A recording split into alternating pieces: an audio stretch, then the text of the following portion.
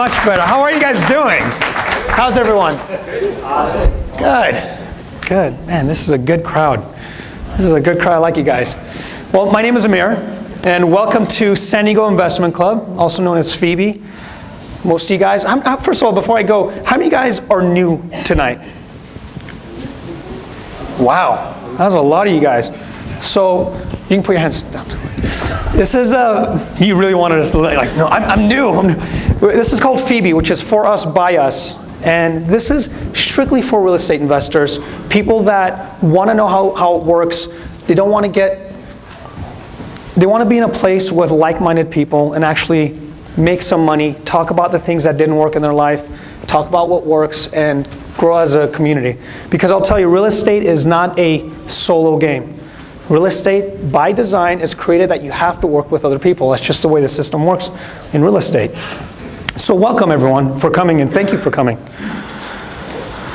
My name is Amir, and I'm a coach, I'm a speaker, and I own several businesses here in San Diego. I'm also very good friends with Darren and Imran, who run Phoebe.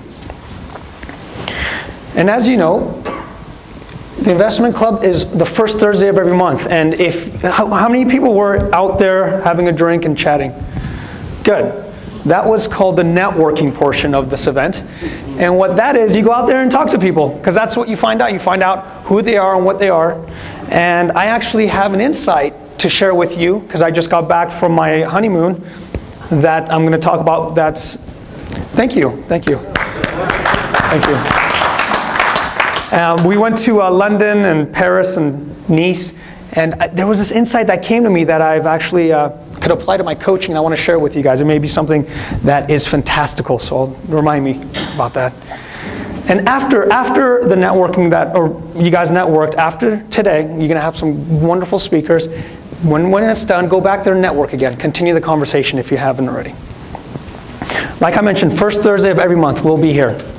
Starts at 7, get here early and network. And as I mentioned, you guys are all new. Welcome. This is a wonderful place to learn about real estate, to get connected, and to face all the challenges and all the successes and work through all of it. Now, before I talk about this wonderful slide, I want to share an experience I had. So the first place we ended up in was London on our honeymoon. And if you guys have been there, there's an 8-hour time difference. So it was completely messing up my schedule. So me being off with my schedule, the first thing I did is wanted to go get what? Coffee, right? Yeah, some Starbucks or whatever. I ended up finding a place that wasn't, I didn't want to go to Starbucks. We have them all here. So I wanted to go somewhere that was really different, neat. So we went walking, my wife and I, and we found this really, really awesome place. So we went inside, we sat down, we ordered, and I learned something that really changed my game as far as being a coach, a business owner, actually a husband, I can even say. And this is something I want you guys to take note. This is really important. If you can get anything out of this, this is it.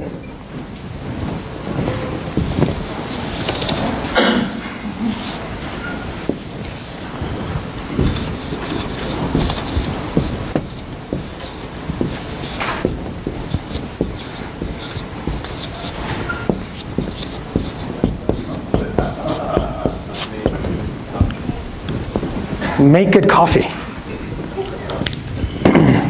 The place was amazing. It looked like one of the coolest places. It was from in an old building, but their coffee sucked. It was the worst coffee I've ever had in my life, and I'm not really even a big coffee drinker. And what I've realized is, this is how our life is as well, right? We spend so much time trying to have a better cup, a better image, what we should look like, how we dress, how many houses we flipped. But we forget what actually does the magic, which is the coffee inside. The cup, you can change the color, maybe get a sale, but by tomorrow it'll be a clever marketing trick. And clever marketing at the end of the day is just clever marketing. I spent some time with the speakers before I got up here, which I'll talk about in a minute, and I didn't even know what they did. But I can taste the coffee if you know what I mean. In other words, I'm Middle Eastern. How many guys are Middle Eastern in the room? Okay, we got one. Right. That's great. Hello. Why did I do this? Like, this is what we do? Hello, hello. I mean, with all the stuff that's happening over there, I've been Italian for a very long time. But one thing in Middle Eastern families is, what my mom has taught me is when you go to someone's house, because Middle Easterns are known to cook food, we can actually taste if there's problems in the family. You can taste it in the food. For us, it feels different. And if they're having a wonderful life, you can actually feel it in the food. And it's like that for us in our business. People do not care how many houses you flipped. They don't care if you're the richest guy in the room. They want to know what you are and who you are inside. That's who they work with. Martin Luther King got 250,000 people to sit and listen to him, not because he said, I have a plan. He said, I had a dream. He didn't say he had a 7-step process or 3 secrets to make sure everyone gets together. He said, I have a dream, and people listen. I can't even get 3 people to come to some of my events. He had 250,000 people without Twitter, Instagram, Facebook, nothing. No texting. That's amazing, because people will believe you if you believe in your own dream. They will not believe you because you are doing real estate. So consider that when you're going out there today and networking. Consider that the way to have someone follow your dream is to find out about theirs. And one of the things that I'm going to show you is when it becomes about us and our coffee mug, we start getting into who we are, right? Oh, I've done this. I've flipped 30 houses in 30 seconds. You should see my website. I have a login. And you won't believe. Yeah, people get crazy with what they do, and I understand. I get it. We've been taught to do strategies and credentials. We're taught to have good credentials. You know, go write a best-selling book or write a book, and people will think that you're good at what you do. By the way, I've written a book, so I'm credentialed. But the point is, no one cares. That's the reality of it. The reality is that people want to know who you are and why you do what you do and your inspiration. I'm going to show you a clip of what it looks like when you don't do that. When you come from a place of wanting to tell people how fantastical you are, and I'll show you, this is a very interesting scene that I think you guys will enjoy.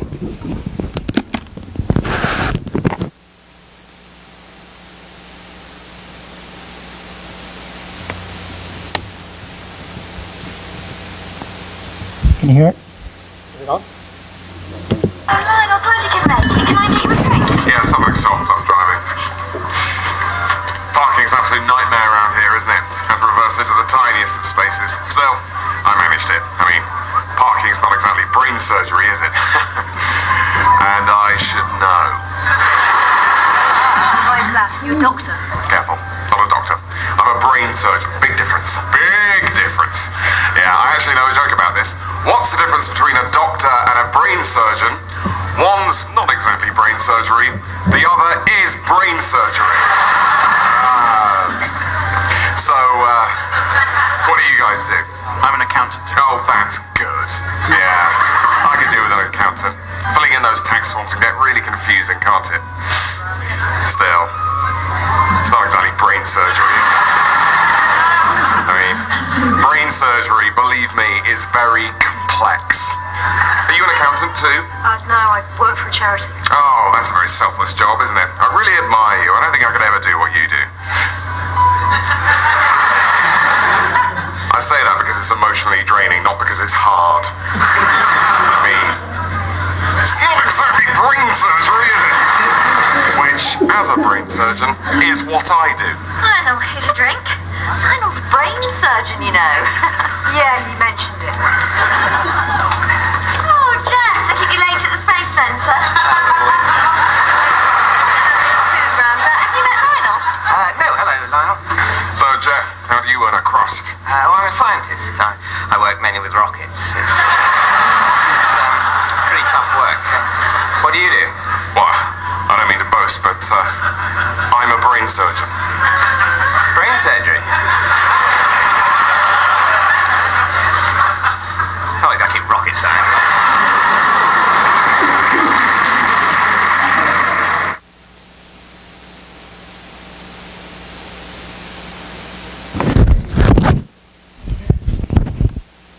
Right. You guys like that? So for you brain surgeons out there, rocket scientists, when you get out to network today, spend some time at the other person's world. One of my coaches actually taught me something that was the second biggest lesson that I've ever learned.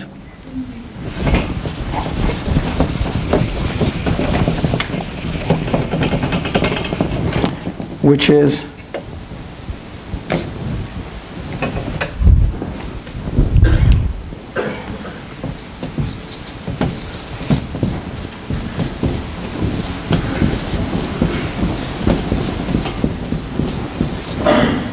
to be the question in people's lives, not the answer.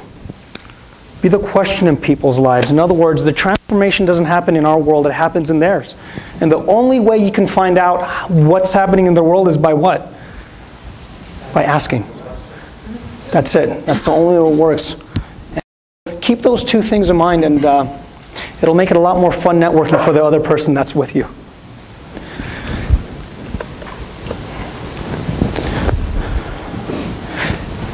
Speaking of an awesome person, Justin Williams will be here next month. I got to hear him speak. He's an incredible real estate investor, an incredible speaker, and he'll be here on October 2nd.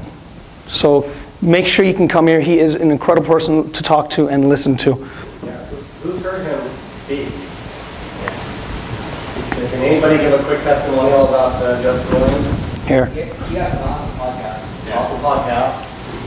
How many houses does he flip? Hundreds? Okay, this guy's amazing. You guys need to come next month. And he gives away a lot of information on how to do it for free. Yeah. He's just an educator. He'll tell you how to do everything. Great. And what's interesting about him as well is he is one of the most down-to-earth people. You would never know that that's what he does for a living. He goes surfs and hangs out. And you know, I saw him out there beforehand. I didn't know he was the main speaker. He's just one of those like regular guys. And all of a sudden he gets on stage and he's like, oh, by the way, I flipped this. And he shows us what he did. I'm like, wow, that's amazing. With that being said, I want you guys to take a moment right now. With someone you either know or don't know, if it's someone you know, share something with them about why you're in this room. You guys, some of you guys came here from, who came here from a far place? Anyone? How far? Riverside? Riverside, okay. Anyone farther than Riverside? Orange County? Okay, Riverside, Orange County. You guys came here for a reason. And yeah, making money is one of them, but I know all you guys are here for a deeper reason, so I want you guys to take a couple minutes and share something to a person next to you about what makes you have better coffee, what makes you tick, what makes you alive, what makes you come here on your Thursday when you could be at home watching the Kardashians. So take a couple minutes to do that, and then if you don't mind sharing with us, that would be awesome.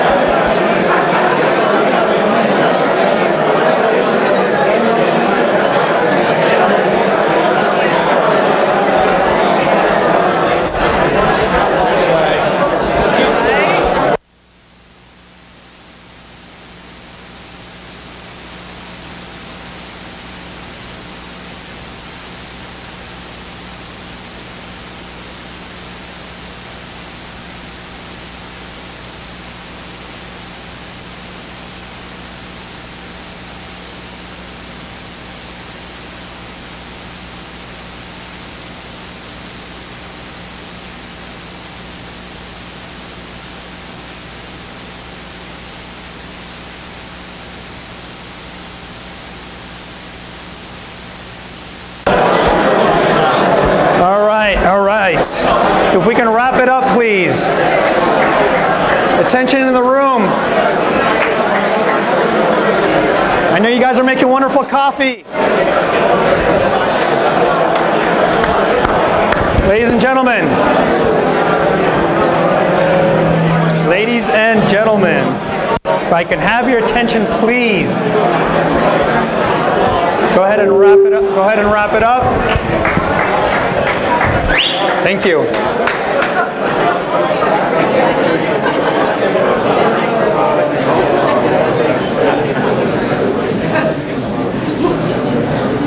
For once, the only quiet people in the room are the two Middle Eastern people. This is really strange for us.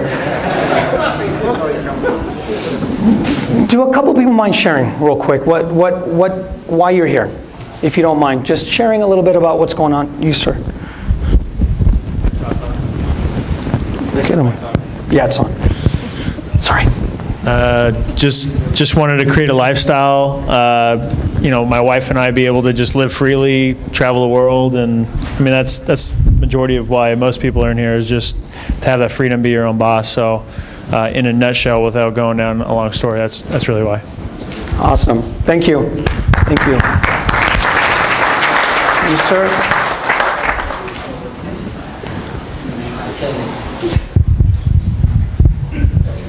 Hi, my name is Michelle Saldana. I've been a real estate agent for 8 years. For the last 5, I've worked with all cash investors, and we have a formula as to how to find property, acquire it, fix and flip it. There's an exact formula, and I'm wanting to actually share this education with anyone that's interested. I also went back to school, and I'm getting my international teaching credential. So I'm just wanting to give, basically, everything that I've learned to anyone that's willing to have it. Thank you. Can I ask her a quick question? If you don't, can I ask you a question? What's so important about sharing this stuff? I think that it's our duty as a human being to share with others. I think that's the whole purpose of our life, is essentially to acquire whatever gifts we have and to actually give it freely to everyone else that's interested. Okay, cool. Thank you. One more? One more. Let's do one more. Hi, I'm Alex. I actually was that guy that drove from Orange County. And I'm actually here specifically for the topic about fundraising, because I actually had, within the last 3 days, I actually had 3 different deals I had thought I lost. And all the realtors came back to me and said, like, hey, are you still interested in doing this? So I'm going to need a lot more capital now. Cool. I think you came to the right place. Thank you. Thank you for sharing. You guys give them a round of applause one more time just for getting up and doing that. Now, going on to tonight's meeting, we have 2 very special guests. As I mentioned, I got to speak with them beforehand while I was getting up here and getting ready. And here's the thing. I didn't even know that their thing is going to be called the simple 6-step proven formula for raising millions of dollars. That sounds like a USP or elevator pitch and all that stuff. Here's the deal. You spend 5 minutes with these 2, and you can tell what's in their coffee. And so I didn't get enrolled with this, and I don't need to, because I got enrolled with who they are. And you guys are going to get to see a little bit of that, or actually a lot of it, hopefully, tonight when they get up here. And with that being said, they are going to show you, considering that one of the speakers went into debt and got himself out, tremendous debt, with a family and all that. He's not just saying this out of simply like because he thinks it's going to work or it's not going to work. He's living proof that it will, and he's going to share that with you guys tonight. Real quick, your network is your team. I want to just find out real quick, just by show of hands, how many people are in escrow companies? All right, what about home inspectors? Any home inspectors in here? Same person? Okay. Okay. Staging? Contractors? Okay, we got one here. Appraisers? Property managers? 2. Cool. 3. Good. Notary? Private lenders? Ooh, Several. there's the money, huh? Self-directed IRAs. Okay, we got a couple. Well, we got one in the back as well. Attorneys. Couple attorneys right there. Marketing companies. Who does marketing? Andrew back there. He does whiteboards. Amazing ones. He does marketing. Financial advisors? Okay. Real estate agents? We got a few of those, awesome. Mortgage brokers? There we go, we got a few of those. CPAs? By show of hands, how many people do other services? Who's not raising their hands? What does that even mean? Well, you guys are sitting there. All right, cool. If you guys are looking for other services, that's your man. Right over here, he knows. All right, so what are you going to expect tonight? You're going to meet your host, Darryl, and Imran, who run Phoebe. You're going to meet some of your sponsors. Ted's going to do his TED Talk. It's not the same TED Talk, but it's going to be good. We're going to do market updates, taking control of your financial future. We're going to do a deal profile if we have time. We're going to get to see our main speakers, who I'm very excited to hear. And we're going to wrap it up. And then we're going to go and do some networking back there and grab 4 or 5 drinks or so. With that being said, I want to give a warm round of applause to Darryl and Imran Clark. Of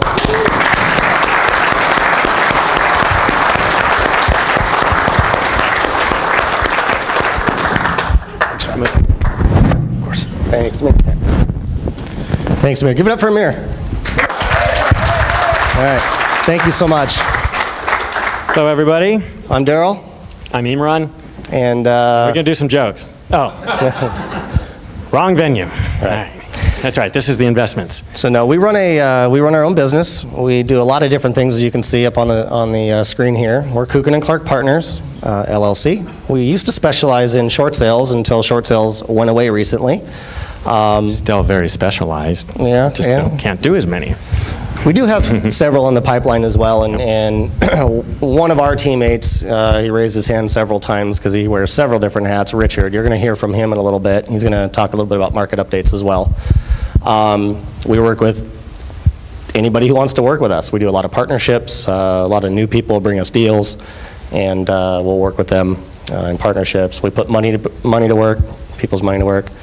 Exactly. I mean, there's a lot of folks here. So if you've got deals that need to be done, you found something really good, but you don't have the funds or the know-how or the contract to do it, talk to people here, come talk to us. If you've got funds, but you don't have the expertise in the real estate asset class, there are plenty of people here with the expertise that can put that money to work and make it grow, including us. So talk to folks, talk to us. That's what this is really all about. Right. So fix and flips, buy and holds, subject twos, spec homes. A little bit about me, since there's a lot of new people in the room.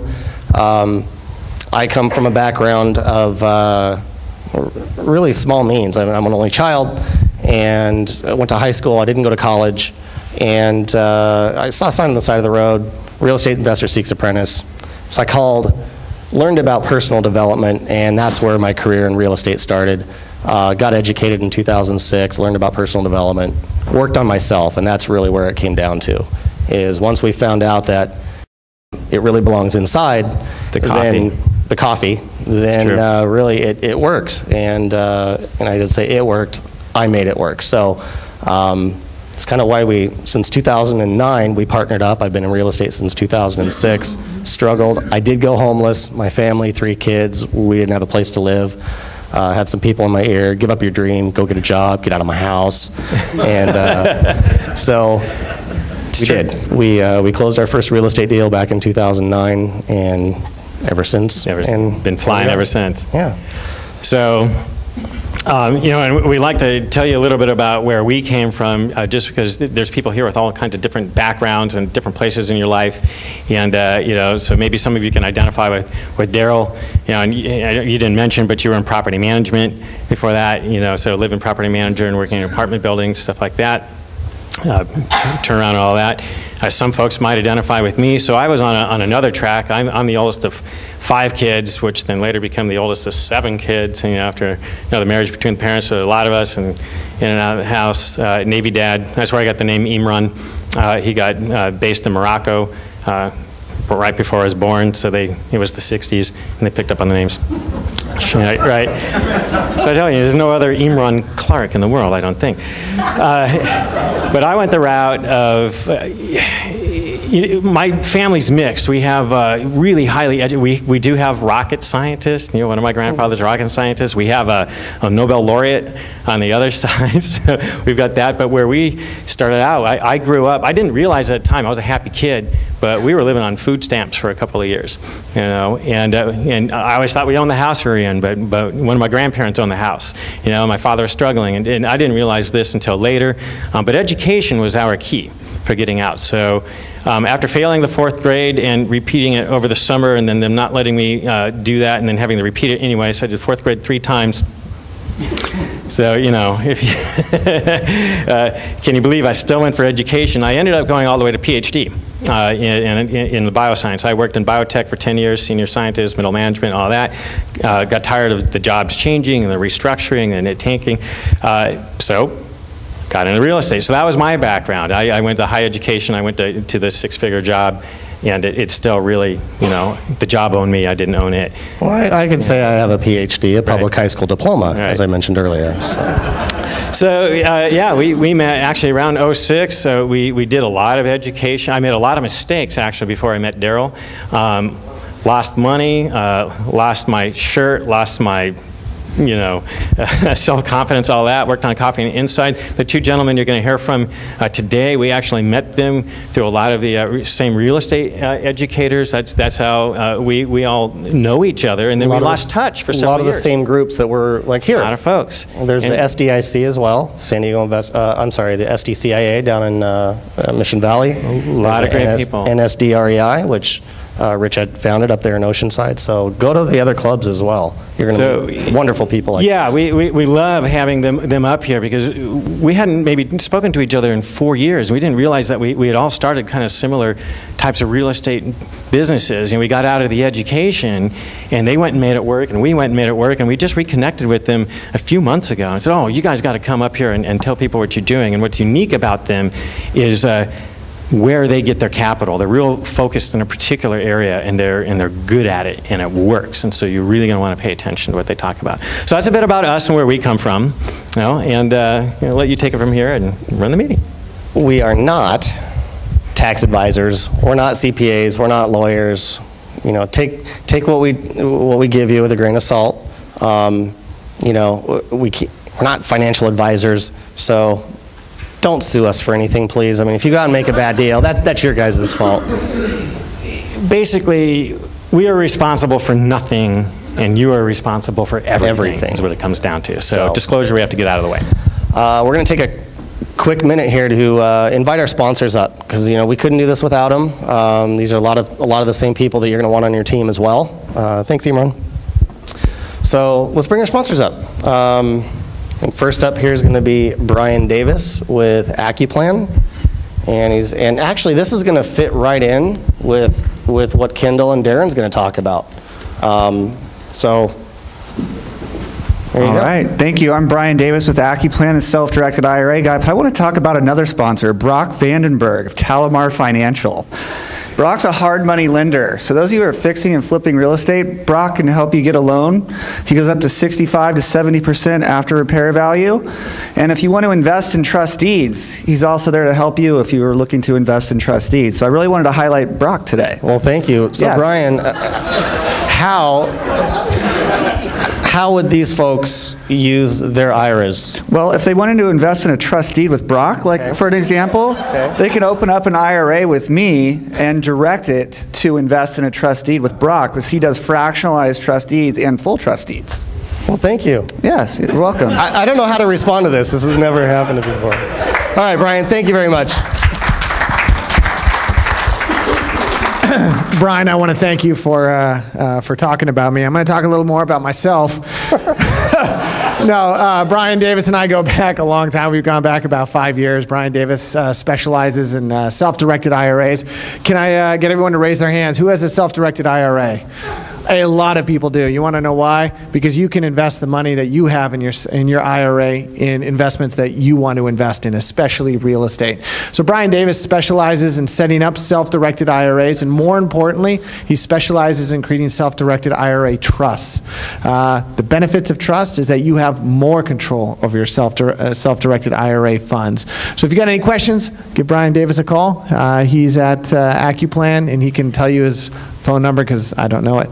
But I did want to tell you about Talamar Financial. As Brian said, we are a hard money lender, but you can invest in the trust deeds that we offer.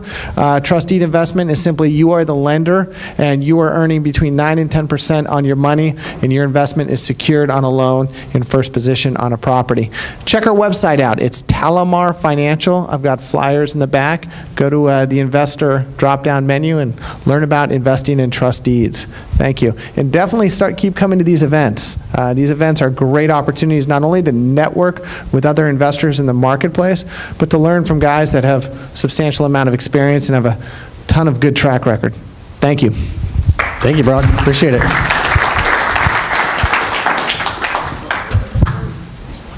Should I talk about you now? No, I'm going to talk about Amir Karkudi. He's the owner of Surf Brothers Teriyaki. They got 4 locations here in San Diego. I ate there today. It's fantastic food. It's the best menu ever. You have 3 options: chicken, beef, or both. That's it. I am Andrew Reed with Glass Whiteboards. We take glass that is being discarded and repurpose it and design glass dry erase boards with it. So this month, because of somebody in this room, I was able to save over 400 sheets that are 4 by 6 feet in diameter from going into our city dumps. That's approximately 8 tons of glass. That's amazing. And so what I look for for you guys is if you are doing rehabs, remodels, things like that, and you have tempered glass, sliding glass doors, windows that you're getting rid of, call me. I want to come pick them up. Take them off your job site. You don't have to pay for it. It saves you labor time. And costs. And costs. Right. So, costs money to go to the dump, doesn't it? It does. A lot now. All right. And well, give it up for Andrew, because Andrew actually, he helped us out when we first took over the club from Reggie. He helped us get started, so thank you very much. Hey, what's your phone number? 760-805-6669. Thank you. Thank you. Thank you, Andrew. You're back. Yeah, just by a quick show of hands, how many of you guys would want a 50% return on every investment you make? Just out of curiosity. Well, I don't know how to do that because I own restaurants. Hi, my name is Amir, and I am the owner and operator of Surf Brothers Teriyaki. I can't help you with your investments, but if you're not doing that good and you're working on it, it's only like $6 a meal or $7. So you just come over there, we'll help you out. And one more thing, I forgot to, I don't know, something about this whiteboard kind of sucks. Kinda? Yeah, do you notice how there's blotches? Well, my friend Andrew over there, he actually does glass. He does? Yeah, he does it with glass. So actually when you huh? try to wipe it off, it goes completely blank. I don't do that, I do food. But if you want a beautiful whiteboard, go talk to Andrew. Thank you, everyone. All right. Thank you, guys. Well, next we're going to introduce Ted Ricasa. This guy's amazing when it comes to techie stuff. I'm not a techie guy. My son works in the back of the room. His name's Avery. He's definitely a tech guy. But every time he gets on stage here, I learn a lot from him. So welcome, Ted. Thank you. Thank you. Good evening. All right. I am not a brain surgeon. Okay, so tonight we are going to talk about something called life hacks. So what is a life hack? And we're going to do a couple of low tech, and then we'll get to a couple of higher tech life hacks. Life hacks have been around forever. The idea is it's something that makes your life easier. Real tips and tricks. Here's an old one. Everybody remembers it. Tie a string around your finger so you don't forget. That's an old life hack. They didn't call them life hacks. That's what the internet calls them today. So I'll start off with a couple of low-tech life hacks.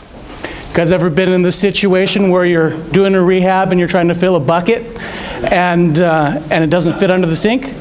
Well, you take a clean dustpan and you fill your bucket. That's a life hack that I think rehabbers could use. You got a can of paint, and you know you're not going to finish it, and you don't want to get paint around the edge of the rim. I hate that myself. Take a rubber band, put it around the paint can, and you can scrape the excess paint off of your paintbrush, and you won't get the paint all over the rim.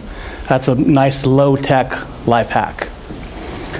This is one that you all should be doing, and you know when this happens, this is going to, you take your extension cords and you tie them in a knot, because you know when it's going to come unplugged. It's when you're going for that, you know, handheld circular saw and you're going for the long cut, and it's going to bind. You've all done that, and I know I've done that over and over. Do this little knot and that won't happen again. So it's a nice low-tech life hack. Now we'll do a little more. I know I usually talk about more high-tech stuff. So here's the way that you can compare prices, and I'm trying to really speak to the audience because I know people in this room like to save money. So there's a thing that you can do, works with every cell phone, every smartphone. There's a bunch of different apps. The one that I like is called Amazon Price Check. What you can do when you're in the store and you want to buy something, you pull out your phone, Android or iPhone, you open up your Amazon Price Check app, and you take a picture of the barcode. It will look up the product and tell you how much it is on Amazon. It'll tell you how much it is at Target, Walmart, and the other stores. So you can decide, should I wait? Should I go next door and save 20 bucks? Make that decision based on the price you're sensitive to. Here's what it looks like. So you open up the app, and you can do it 4 different ways. You can type in the product name. You can actually take a picture of it. This is cool. It doesn't really work all the time, but you can take a picture of the product. It'll do image recognition, search its database, and tell you how much it costs at the store next door. Really cool when it works. You can say it, speak into the microphone, or the best thing is the barcode. When you use the barcode and you take a picture of the barcode, that works pretty well. It saves all of your history down here, so you can look at all of the things you've looked at, and it will update. When you come back to it and you click on it again, it'll show you the product, and it'll show you the prices at Amazon and prices at the other stores. Really cool little life hack, little technology trick. Receipts. This has been an issue, so if you're in business, you know that receipts are just a pain, right? It's the old shoebox. That's kind of the old, the low-tech life hack for saving receipts. This is what I figured out, and I've gone through a number of iterations to figure out what works best for me for saving my receipts. I use this thing called Google Drive. Apparently, this is where celebrities keep their nude photos. So Google Drive puts a little folder onto your iPhone, right? And then when you add something to the folder, it automatically puts it up to the cloud, and then you can access it from any of your other devices, any of your computers that are connected to that drive. It does a whole lot more, but just for receipts, this is one of the things that I really like to do. So I'm at the gas station. I open up my phone. This is what it looks like. It's just a folder. There's a little plus button at the top. When I click plus, it asks you, would you like to upload a file? Use your camera. I take a picture of the receipt. The receipt goes right into my folder, and I'm done. You can throw away the receipt. When you get back home, 1 month, 1 year, it's on your computer, stored, a photo of your receipt by date. Took you 5 seconds. This, if you've gone through and tried to do your expenses and your taxes and all that, finding those darn receipts takes 50% or more of the time.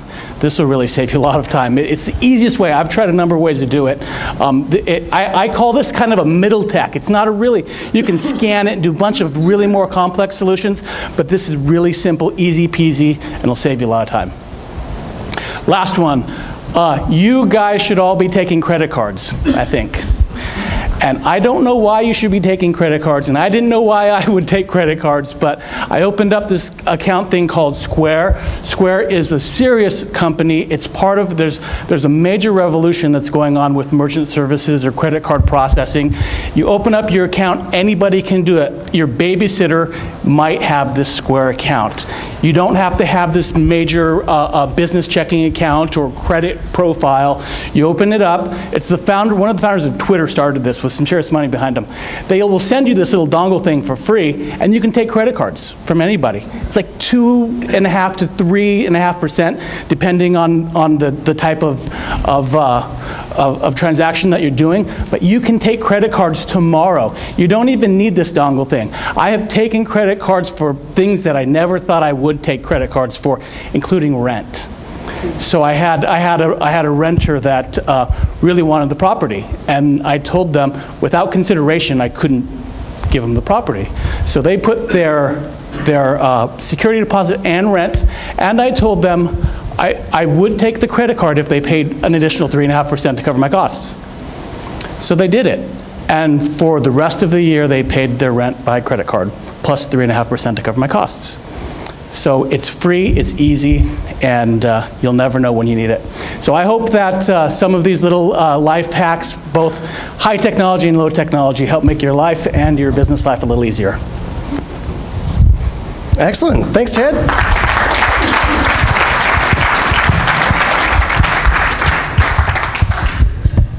Cool.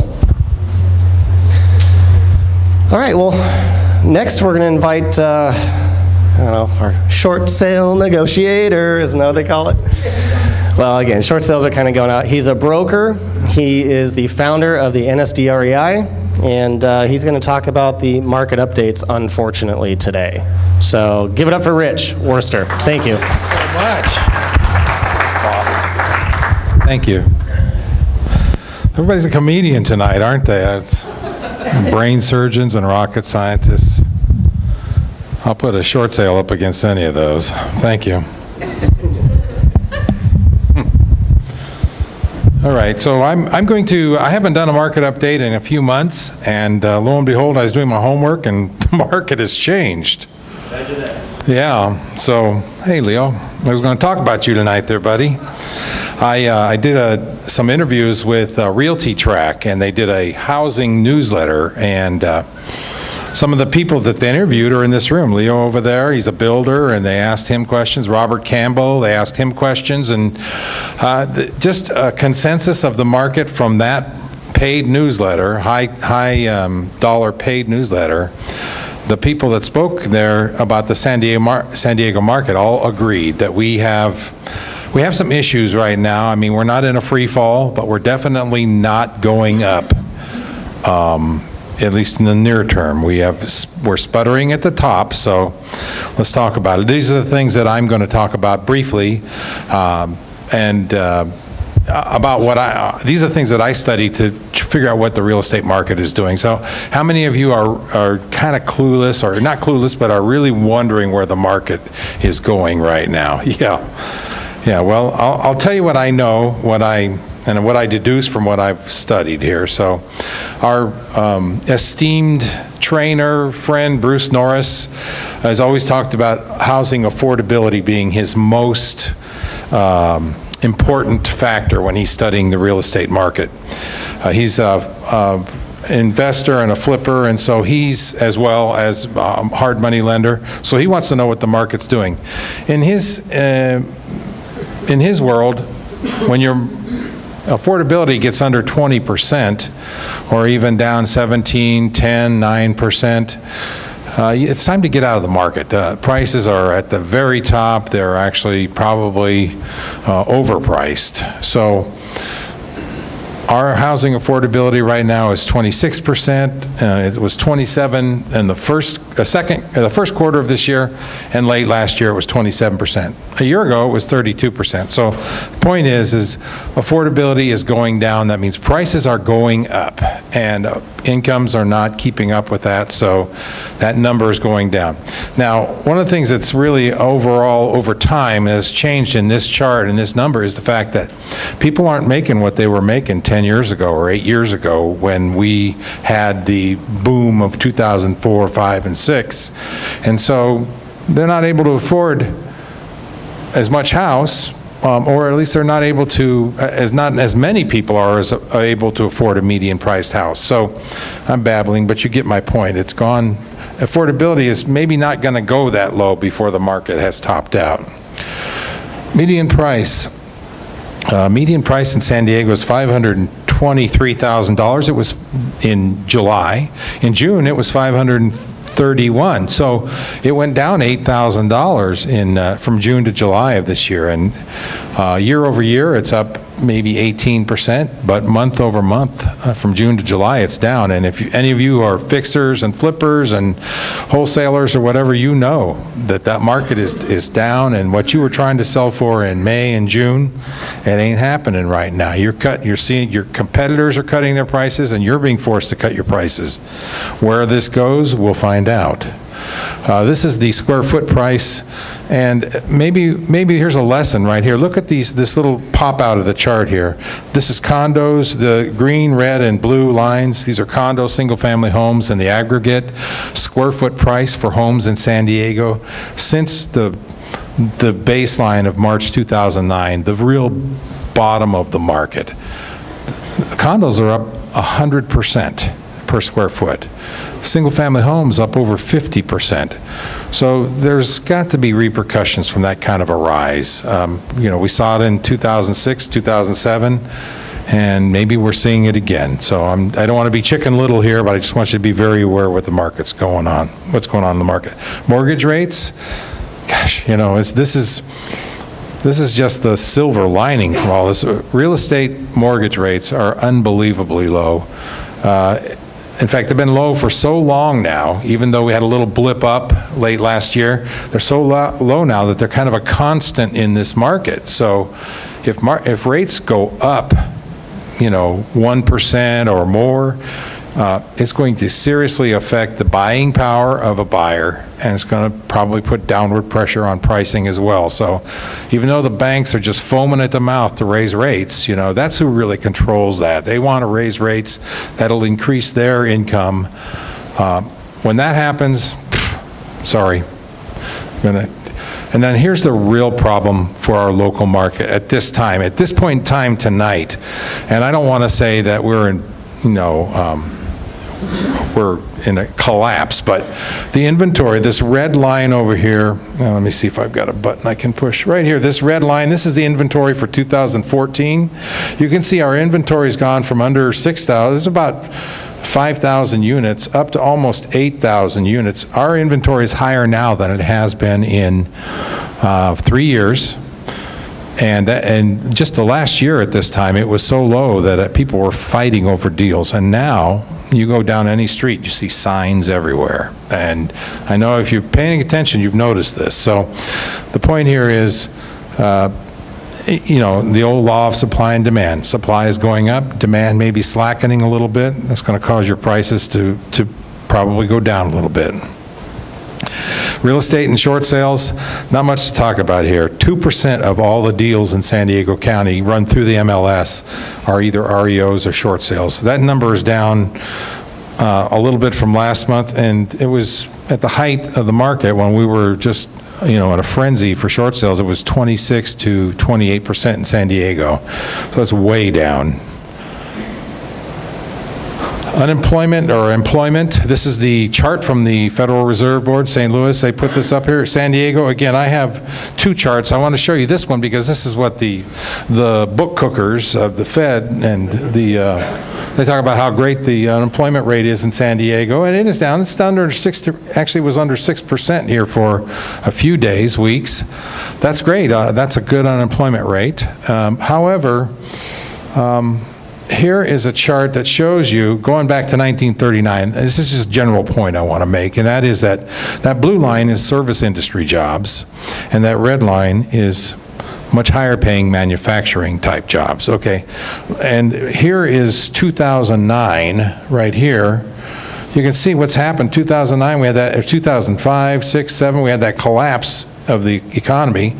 Everybody lost their jobs, both manufacturing and service, but then look who's been recovering and look who's just tanking still. Manufacturing is still tanking, but there's a lot of people working at McDonald's and Walmart. And so how are you going to be able to afford a $600,000 house working at McDonald's? So I don't see any upward pressure on the real estate market prices by, you know, a whole bunch of investors or by a whole bunch of ready home buyers. This is one of my last couple of charts here. This is the Thomson Reuters survey of consumers. We call it consumer sentiment. And then the next one is the home builder sentiment. And both of these numbers are up. They're up a couple of percentage points each month for the last 3 months. So people think things are getting better, thanks to the media maybe, thanks to CNBC or whatever. And then home builders are just hopeful. They're just hopeful. Rates are low and they're just trying to get some stuff going and make some money. Home builders, here's again, the last 3 months. Some of the things that I have some projects, I have a house up in Riverside County, and that market has actually lagged all of San Diego and Orange County. Riverside County has not hasn't come back at the same speed. It is coming back, it is just lagging our markets. And they have a whole bunch of new housing tracts right around one of my houses, and I went up there, and they've dropped their prices 3 times since March in those things. They've gone from about $450,000 down to about $400,000. They've dropped those prices. I mean, I don't know what kind of margin they're making on these things, but wow. So they're in work, and they're dropping prices before they even get them ready to sell. I just want a little plug for my buddy Ward Hannigan here. We may have REOs and trustee sale purchases and things like that. They may be coming back. I mean, a lot of people talking about that right now. The banks they're just not able to, they're sitting on this stuff forever. So eventually that stuff's going to be coming back. And our friend Ward Hannigan is the de facto expert on buying and selling homes at the trustee sale. Talk to Ward about getting some training on trustee sales. So in closing, I just wanted to say this is how you do it. You educate yourself, you network. In fact, I just wanted to say all those years I spent in the bar, I didn't know I was networking, so I wish I could have used that line. So network and take action. And you're here, you're taking action, so good luck to you. Thanks. Thank you, Rich.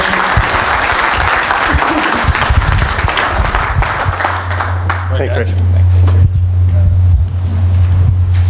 If you want to contact Rich, get a hold of him, 760-208-2845, and Rich at 78homes.com. That's because he works off the 78 freeway.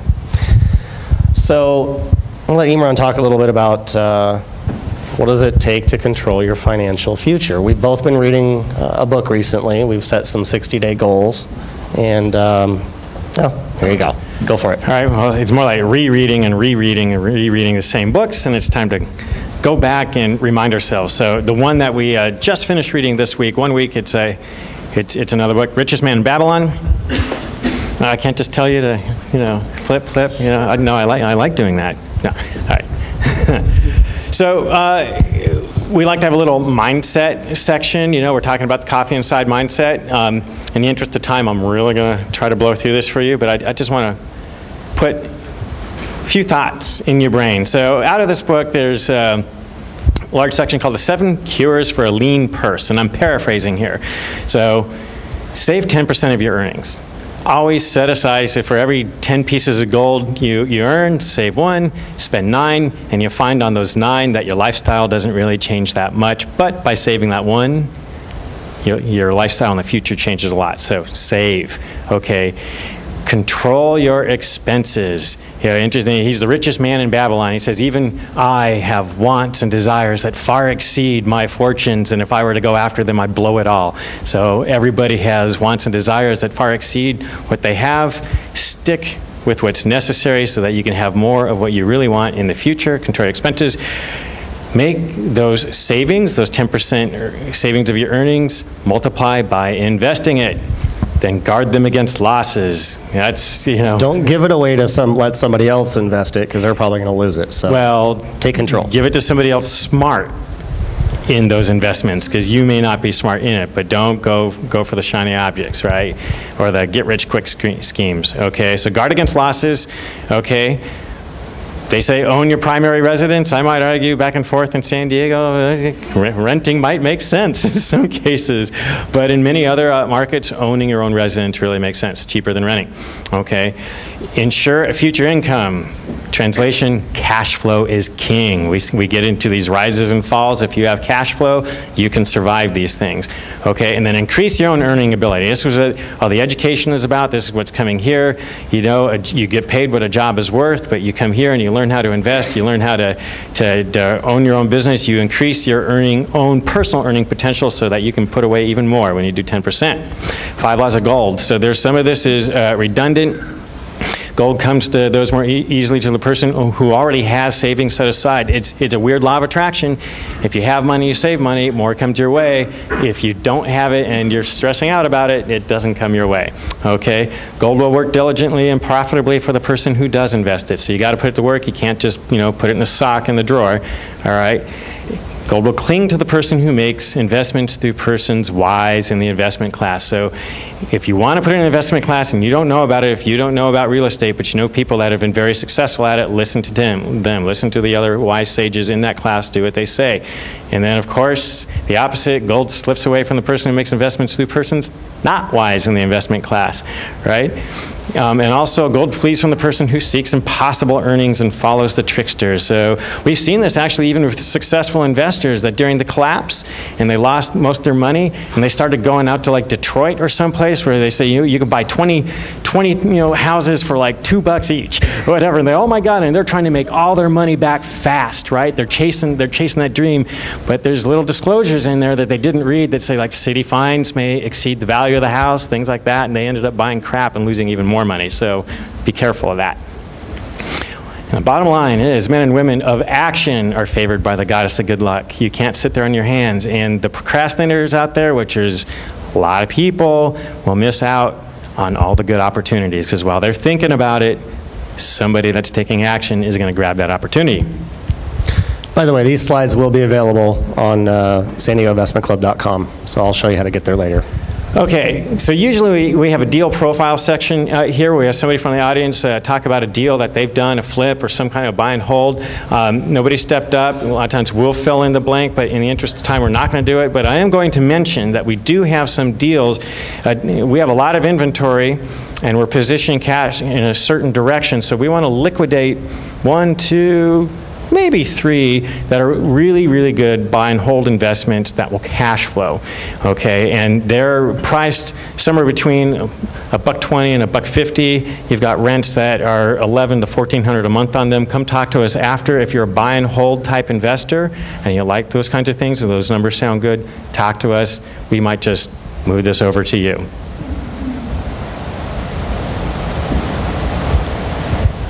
So if you guys have a deal you guys want to share with us, you can email us, SanDiegoInvestmentClub.com. Come up on stage and share it. If you guys have lost money on a deal, we probably want to hear that even more, what happened. So invite you guys up, please. Yeah, I mean, it's important to talk about the ones that went wrong. We all learn from it. Right. So again, next month, mark your calendars, October 2nd, how to create a 5-hour work week with Justin Williams. Definitely want to see that. But we're going to get to our main speakers at this time. We're going to invite Kendall Stock and Darren Davis, and I apologize, that slide didn't work out right. But they're going to talk a little bit about how to raise money for your deals. Not just a little bit, but a lot. So welcome very much.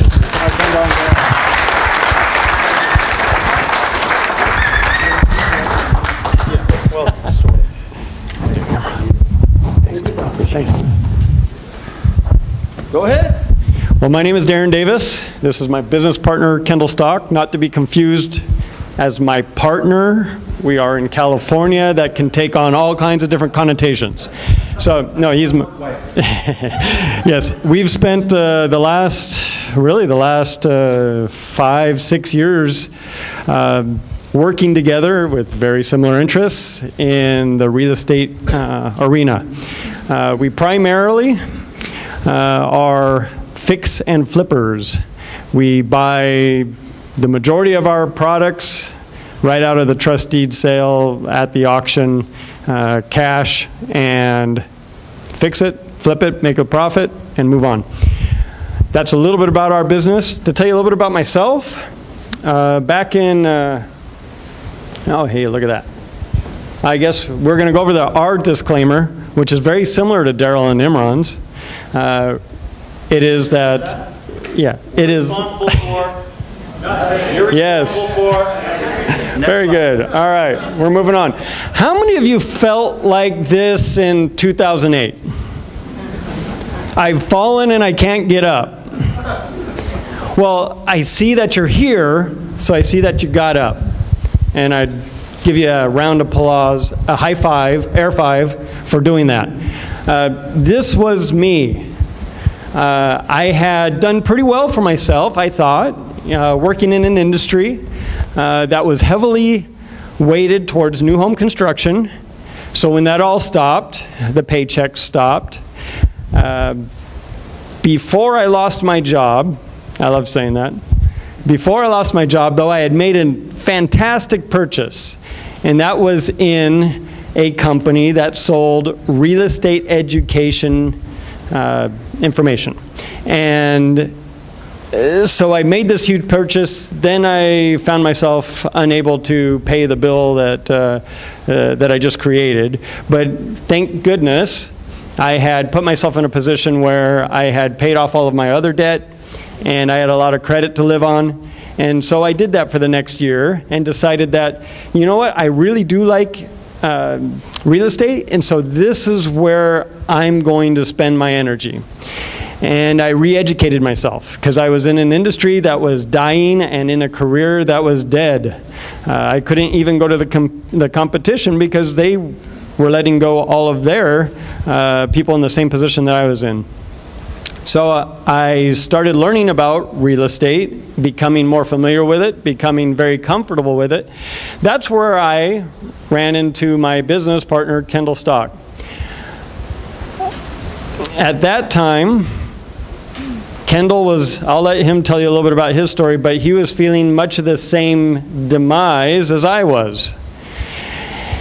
And so in 2008, 2009, in the depths of our financial woes and in an economy that had only been compared really in severity to the Great Depression, we decided to start a real estate investing company.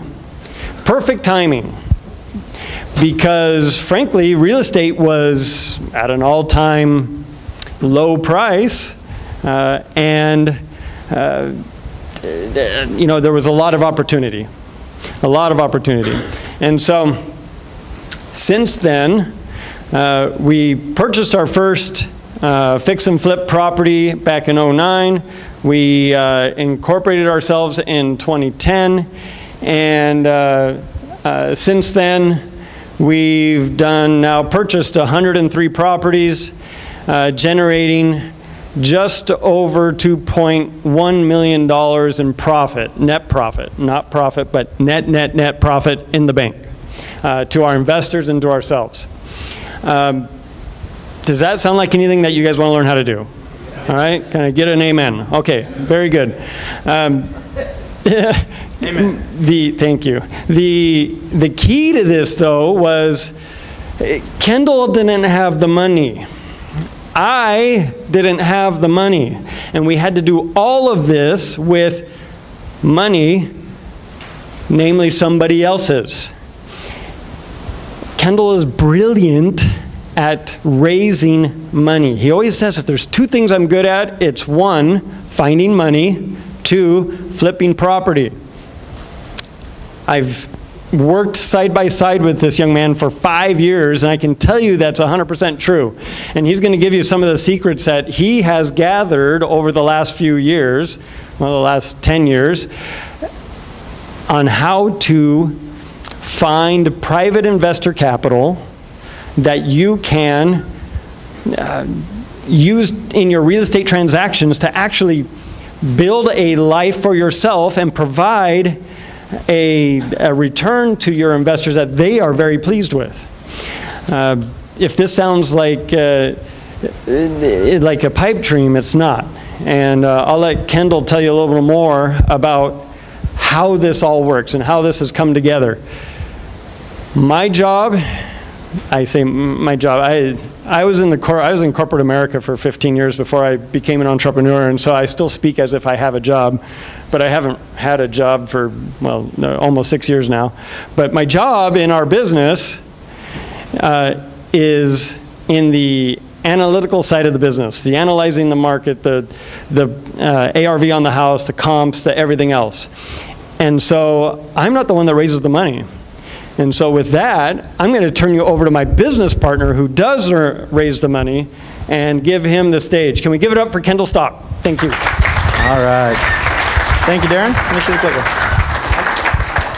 Okay, who's excited to be here tonight? Thank you, sir. I'm excited to be here. We got to take care of a few things before we get started, though, right? First of all, this is probably the one and only time you'll see me in a suit. Yes. Right? It's true, right, Candy? Sure. Unless you come to church. I'm in church. Yeah, I'm in a suit every Sunday at church. Those of you that know me or have ever seen me before, how am I normally dressed? Flip-flops. Shorts and flip-flops. Are you okay with that? Are you okay if can I get comfortable? You guys look comfy. I'm stuffy in a suit. Can I ditch the coat? Did you guys feel when the air conditioner came on a little while ago? Oh, that was heavenly. See, I've already started. I've already rolled up the sleeves. Ready to go. So, I'm going to ditch the tie too. That's where I'm stopping? Yeah. We stop there. No further. Okay, we're going to cover all this. We've got a lot to cover in a little bit of time. Okay, so we're going to get straight into it. I think. Yes, we are. Okay, I'd like to start off and give you guys a little bit about my background so you have an understanding. Darren told you a little bit, but I want you to really know the coffee, what's inside. Okay? Because it's important to realize that while we have done some great things, that's not who we are. That's just what we've done. And what I've done doesn't define who I am. Okay? So how many of you believe this? Everything happens for a reason. Show me your hands if you believe that. Okay, if that's true, is this also true? But sometimes the reason is that you're stupid and make bad decisions.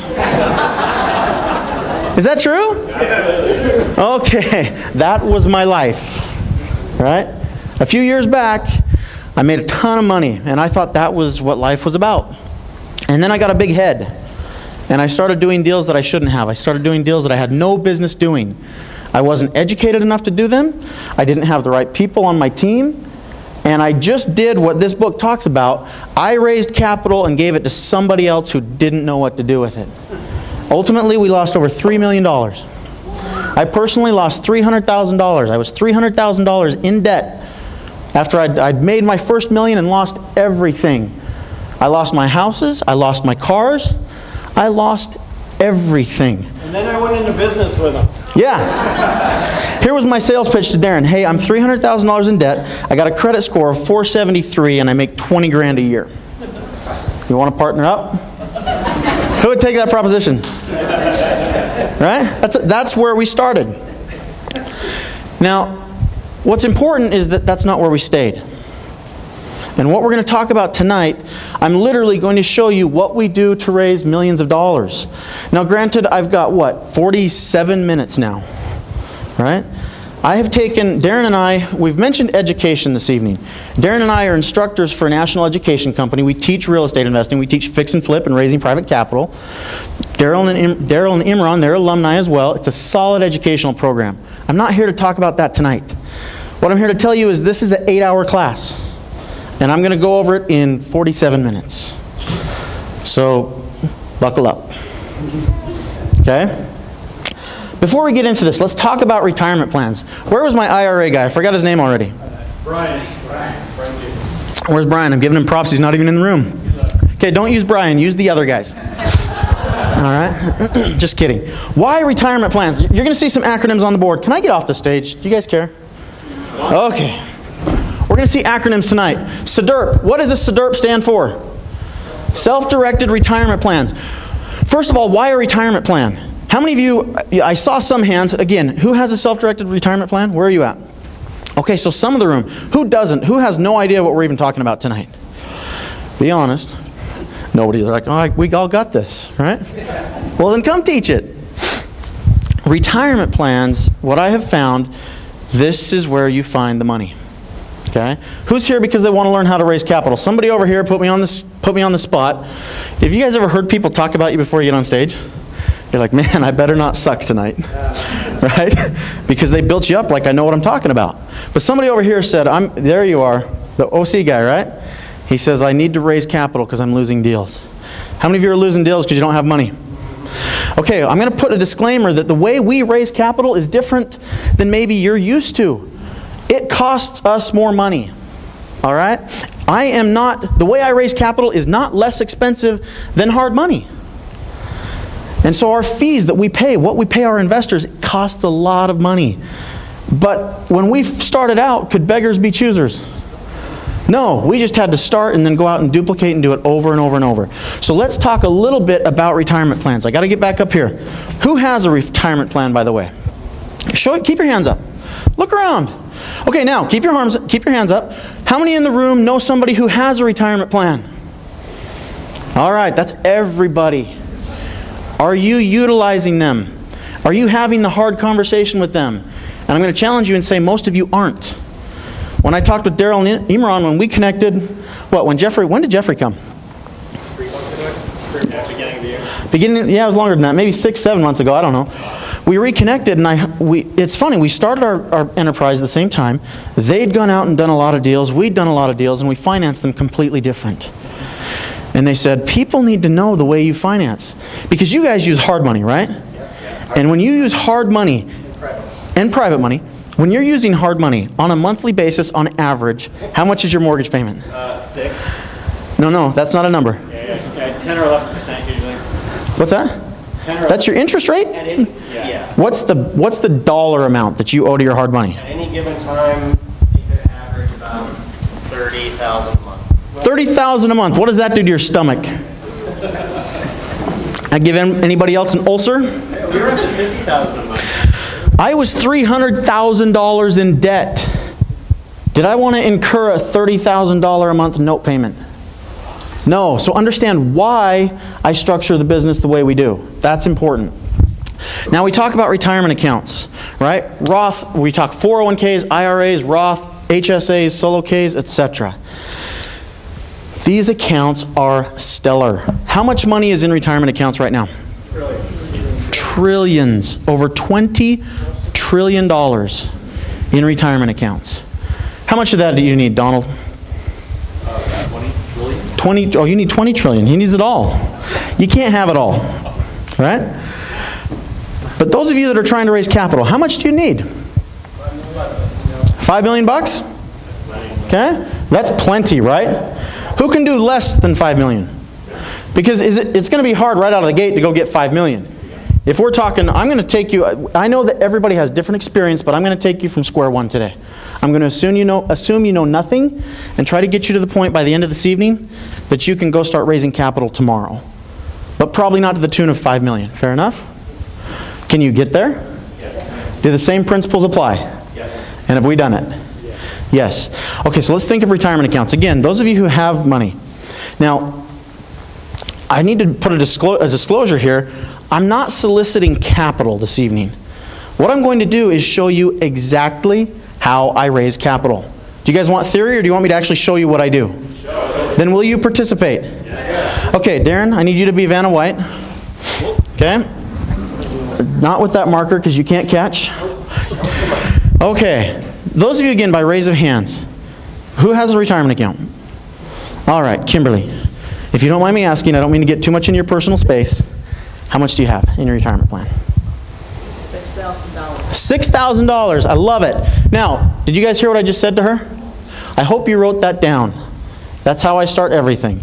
Kimberly, not to get too much into your personal space, if you don't mind me asking, how much do you have in your retirement account? $6,000. The follow-up question, what type of return are you getting on that $6 grand right now? Nothing. Nothing.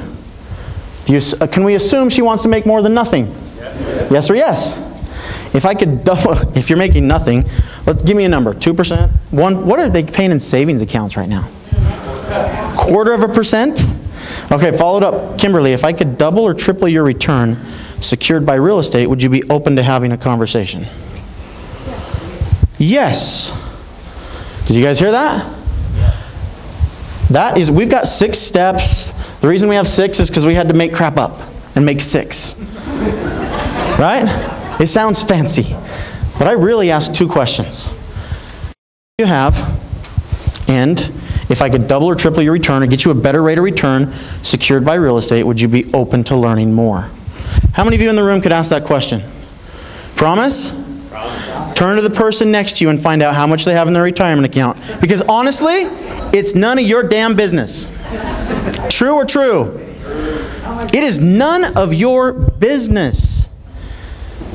But I don't care. I'm going to ask you anyway.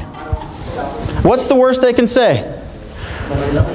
Where's Amir? Is he still in here? Amir, you told me your coach, early on, you said one of your coaches told you to go out and get 20 whats per day? 20 no's a day. Go get 20 no's a day. The worst they can tell you is no. It's none of your business. But I'm just showing you guys how we raise money. So turn to the person next to you and find out how much money do they have in their retirement account.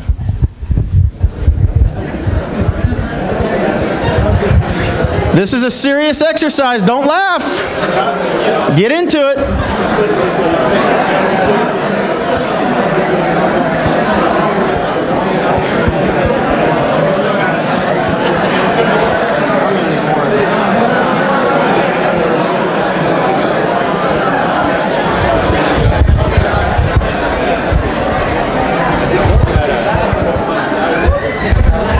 Okay, let's hurry up. It's a simple question, right? Simple question. How much do you have in your retirement account? Bring it back, guys. We got 39 minutes. Let's go. Okay, now, who asked the question? Where are you? If you asked and somebody gave you an answer, raise your hand. Okay, hold on. Keep your hands up. I need you to tell me, please, how much do they have in their retirement account? Darren, write these down. They don't have one. They don't have one. Does he know someone who does? We probably didn't get there. That's all right. He does have one. Okay, who has a number for me? Please, Todd. $23,000. Which person? I don't care. Both of them. 230. 200,000? Yeah. Not $200, right? Don't discount $200. You can do a lot with $200. Okay, so 230,000. Who else? Please. 10,000 and 1.5 million. 1.5 million and 10,000. Okay, who else? 50,000. Okay, who else? Candy. 26,000. 26,000. 150,000. 150,000. 15,000. Who's not going to participate no matter what I ask you tonight? That's you. Sir, how much? You're not participating. You just did. Thank you. Okay, Darren, how much do we have on the board? Anybody else? We got 1.5 million. Okay, so we got some different numbers in here. We got 23,000, 10, 6, 50, 26. How many of you, if you're looking at this... Isn't he the numbers guy? He is, but he can't do math without a computer. Give him a phone. Close, ballpark. I just did estimates with my daughter last night for math. Can you do estimates? Yes, almost 2 million. Almost 2 million. We good enough with that? Yeah. It's over 2 million. Almost over 2 million. Don't ever let him do numbers unless he has his computer. I'm not kidding. So over $2 million. Now again, I'm not raising capital this evening. This isn't a crowdfunding event. But if we don't have that conversation, do we even know there's $2 million in here? Except for our private lenders that we already know are here. Right? We have to get in and uncover this information. Now we look at this and we say, okay, 23,000 bucks. Who has 23 grand in their account? Where is that individual? Back in the back? You got 30. All right. Tell me about your retirement plan. Do you love it? Do you think there's a lot you can do with that account? Is it a lot of money? I'm actually rolling that into a couple of Oh, yes. Good for you. You? I'm sorry? I'm getting between 32 and 37% return. So I'm not unhappy. You're not unhappy. You're getting between 32 and 37%? Give it up for Meg. Can you do that in a bank, sitting in a savings account? No. No. Okay, so here's the interesting thing. I talk to people all the time and they say, Kendall, I don't have enough money to invest. I've only got $50,000. I live in San Diego. What can I buy with $50,000? Not much. All right, maybe a garage to a condo. And that's about it. But it's not about just your $50,000. What if you put your $50,000 with somebody else's capital? and we started combining funds together. Could we do that? We don't use the word pool. Don't use pool. Pooling's bad. But can we put companies together and do fractionalized ownership and start putting all of these together? Yes, but only if you have a structure worth investing in. Okay? Now let me show you, we'll go into some of the next phases. By the way, if you're expecting slides tonight, I think I took 80 something and took it down to 17. We might get to 5. You all right with that? Because slides really that's not where I excel in being able to teach you what we do. We're going to do a lot of stuff on the whiteboard. All right, so take notes on that. But let's look at this, for instance. We got 23 grand and people say, oh, there's nothing I can do.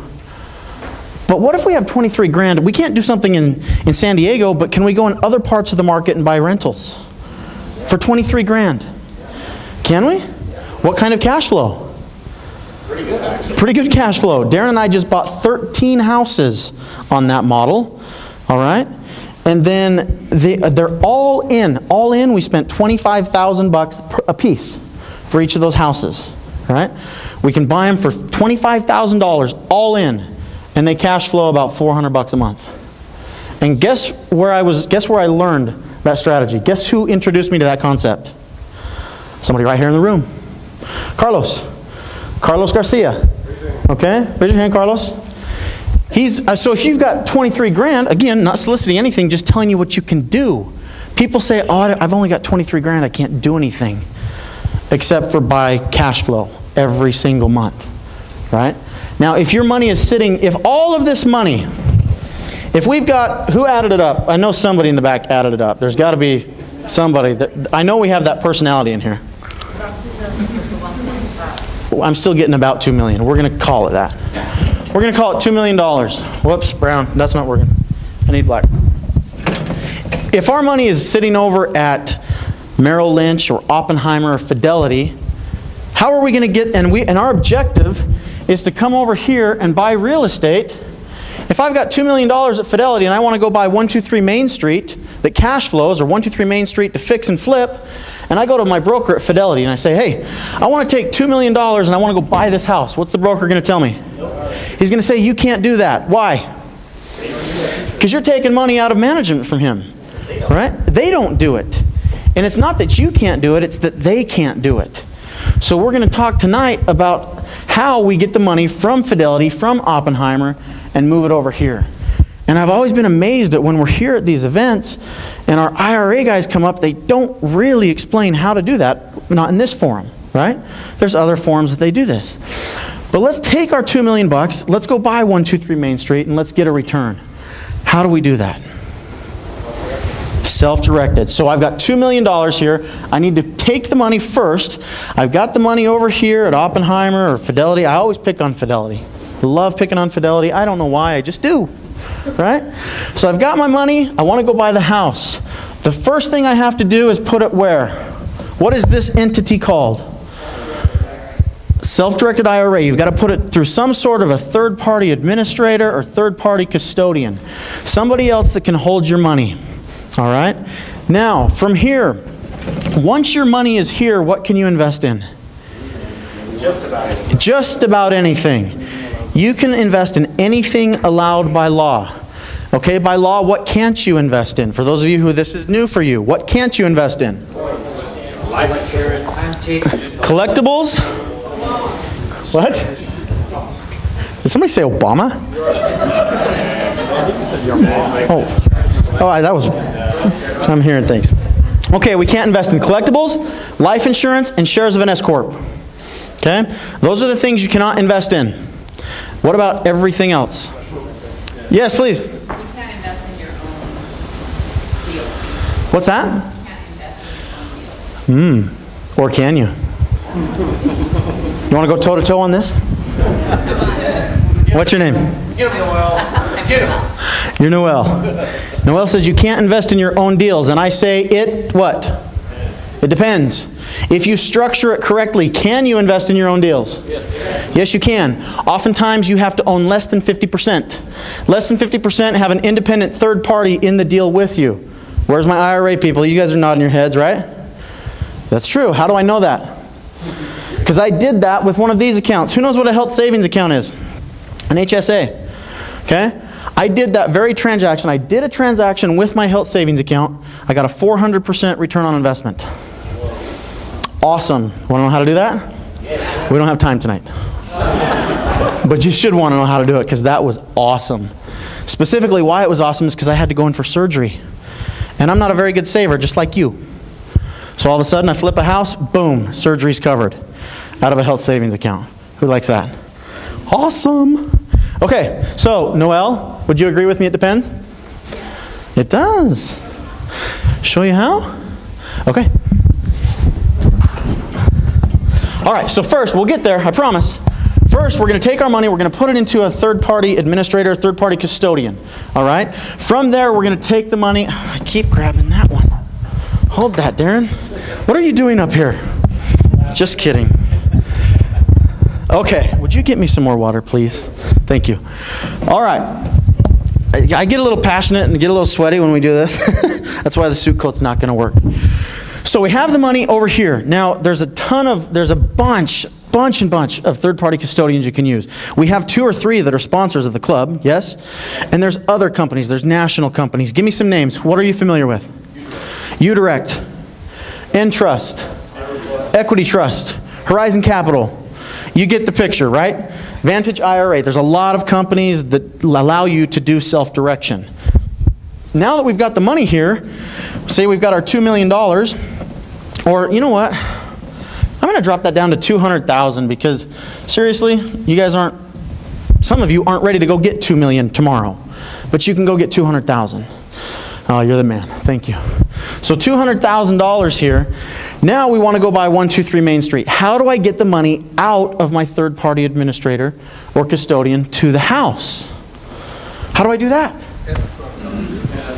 Peter says escrow? Oh, S-Corp? What did he say? Escrow. Darren can't hear real well. A simple Bi-direction letter. What's that, Imran? It's something that you, it's instructions to your third party to place your money into an investment. Yes. Normally when we have our money over here at Fidelity, we're investing in stocks, bonds, mutual funds, etc. Okay? Here we're going to say, I want to invest my money into 123 Main Street. It's called a bi-direction letter, or an investment directive letter, or whatever name the company has named it, because they all try to be creative and have their own. It's you telling them where you want to send your money. We good with that? Now, what if we don't want to have to wait to send them a letter and say, hey, Darren's my guy at Equity Trust. I need you to send some money over. I'm buying a house, a killer rental from Daryl and Imran. It's $115,000 to $120,000. I think that's what I heard. Send my money to them. What if I don't want to wait for that? What if I just want to go directly and say, here you go, buy it? Checkbook ready. Checkbook control. Okay. Whew. That is awesome. So this is good, right? We're going to talk about good, better, best. This is good and better, but I don't do that. I do best. I say, okay, let's take our money and let's put it into an entity. Now, some people use trusts. I'm just going to tell you what I do. I'm not saying it's the right way, and I'm not an attorney. I'm just telling you the way that works for me, okay? I use an LLC. It's a single member LLC. So in this example, when I had my health savings account formed a company here in California. Okay? And if Obama can have Obamacare, and I'm Kendall Stock, what do you think I named my company? Stock Care. Okay? I figure if Obama can have his, I can have mine. So I created Stock Care. Now, the only member of this LLC is my retirement plan. So in this case, Noel's saying, okay, Kendall, but now you can't go do deals. Why can't I, Noel? It's a prohibited transaction for me to play with my funds, right? So how do we do it? In this case, we move the money over, we get LLC. Oh, I didn't want to erase that. Now here what I've done is I've accomplished checkbook control. I've got the ability, I go down, I set up a bank account. I bank at Union Bank. I think I've got about 27 accounts there. It's insane. And I set up an account. And what do they give us, Darren?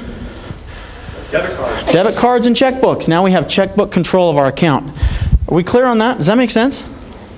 Okay, now that's good if we've got our own money, but let's take this one step further. Yeah. You might just mention the step that you actually, your HSA funds your company to get the money into it. There's that step. Thank you. See, you give me like 42 minutes to go through 8 hours. You move the money. You can actually fund it. You take longer. I can take longer? If people want to stay and listen, you can, They won't want to stay and listen. It's really boring. Okay, here we go. Somebody turn the heat on again. Or is it just me? Okay, so thank you for that clarification because that's very important. In fact, that's vitally important. When we're taking this money, prior to everything we just talked about, if I tell you, if I say, Kimberly, I need you to go pull your money out of your IRA and come invest with me. If anybody pulls money out of a retirement plan, who's going to stick their hand out? IRS. The IRS, and they're going to give you what? Taxes and penalties. We are not talking about a distribution of your retirement account. This is a direct rollover, a direct investment. Okay? Thank you. That's very important. We take the money, we put it into the third-party custodian, then we do a direct investment. We say, I want to buy shares of this company or membership of this company. Right? I want to be a member within this LLC. And they direct their retirement plan dollars into the account, which then has checkbook control to go out and buy houses. Clear as mud? Let me clarify it for you. Need to erase it. You can erase? I can erase. Okay, Darren's going to erase. Except I ditched the eraser. Okay, so we've covered this slide. We're going to go to this one here. Do you guys want the 6 steps? I guess since it's called 6 steps, we should talk about it, right? We've already talked about 6 steps to raising millions. Here's how you do it. Okay? This is what I'm going to show you right now. Now talk to the potential investor. We've already done that, right? Explain your business model in detail. Don't let the word in detail complicate this. Would you like to see my model in detail? This is what my 6-year-old could explain to you, right? And we get to color and draw circles and boxes and squares, and it's really fun. Here's our model in detail. We take our $2 million, we take whatever capital we have, and this is exactly, after I've asked you those questions, how much do you have? What are you earning? What if I could show you a way to double or triple your return? Would that interest you? And they say yes. After I've done step 1, I need to show them step 2. And I need to explain my business model. And I say, okay, Kimberly, Darren and I are investors. This is what we do. We've done 113 houses now. 103, whatever. You lose track. Isn't that cool? I never thought I'd lose track of how many houses I'd done. So this is how we raise our capital. This is how we structure the deals. We're going to take the money. We're going to take it from Fidelity, where your money currently is. And you guys, you may choose to draw this. You may not. But this is what I do. This is how I explain it. We're going to take your money. We're going to put it into the third-party custodian. From there, we're going to come over and we're going to fund a new LLC. This LLC is going to go out and make money. When we make money, typically, Darren and I, we don't touch a deal unless we do $20,000 profit. When we make money, this return, this $20,000 profit, part of it is going to go back to your retirement plan. Okay?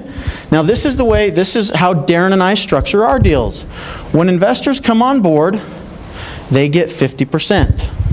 Is that more than hard money? Sometimes. But what don't I have? An ulcer. Can you imagine me with an ulcer and this belly? That's not a good combination, right? I would not sleep well if I had $30,000 of responsibility every month. So we come in here and we say, look, our investors get 50%. Sage Investing, which is Darren and I's company, gets the other 50%. Now, can we have, this says investor, can it be investors? All right, how much do we want to raise? Let's do this hypothetical example. $500,000? Let's put together $500,000. Okay? Our target is $500,000. Where's my $230,000 investor? Where are you? They went to the witness protection program. Okay, in the back. So 230. Can I make math simple? Can I call it 250? We good? So we've got one investor in here. What's your name, sir? Darren. Darren. It's a good name. Darren's going to come in for $250,000. Okay? Carlos is in for $125,000. And, sir, your name? Andy? Andy's in for another $125,000. Can we do that? Yep. We can do that. Now, how are these returns split up? In this example, if we're going to give our investors 50% and make $20,000 or $30,000, well, we're in San Diego, right? If we're going to raise $500,000, it's going to be 50 grand profit. So when we split our profits, here's the way it works. This whiteboard is awesome, by the way. Where's Amir? He said, this whiteboard sucks. You nailed it, brother. Andrew, thanks for the hotel. Really? No, we just spent like $400 on one that came to our office. It's not much better. Yes, we need a glass one. Where's my glass guy? Okay, so when we go out, we fix the house, we flip it, we make the profit. $25,000 goes to Sage Investing, and the other $25,000 goes where? To the investors. Now, how is it split? Darren in the back, how much is he going to make? $12,500. What are Andrew and Carlos going to make? Half of 12.5, whatever that is. 6,750? Something like that. 6,250. There we go. I can't do math. I'm a zoology major. All right? Got a degree in zoology. How applicable is that to real estate? How many of you think I'm lying right now? Yeah, straight up zoology degree. Awesome. Best money I ever spent on education. I might be able to get a job at the San Diego Zoo. Except for I hate the zoo. All right. Now we're going to get into, now we get to step 3. All right. So we get to this part and I'm talking to Carlos and Darren and Andy. And I say, okay, gentlemen. So when Darren and I do this, we go out, we take the money, we put it into the third party. We're going to set up an LLC. You're going to have membership of this LLC. That's your investment. You're going to be a partner in our business. Now, why is it important that we make them a partner with voting rights? Avoid SDIC. Oh, huge. This is very huge. Write this down. If you're drawing my diagram, you must make them a partner. They've got to have voting rights, especially if you're working with 2 or 3 investors, it's not as big a deal. But if I've got 7 to 10 here, might I be running what the IRS is going to consider a security? SEC? Not the IRS. Who cares about the IRS? They'd be interested too, okay? Who's been audited? The IRS is so friendly to me, they show up at my door after 2007. That was awesome. That's what happens when you make $1 million and don't pay taxes. You get on their Christmas card list. Okay, where am I? So we put the money in here. They have voting rights. The reason that's important is because now you're not guaranteeing a return. They're just a member in your company. Now when we go through this, Darren and I explain, over the last 5 years, we've done 103 deals. On average, our rate of return to our investors annually has been 15 to 20%. Is that better than what they're currently getting? Yes. So now I'm on step 3. Okay, Carlos, does this sound of interest to you? Do you have questions about what we're talking about here? Does this make sense? Or clear as mud? Okay, because here's what we're going to do, Carlos. I know that we've gone over a lot of information. Carlos, John, Darren, whoever you're speaking with.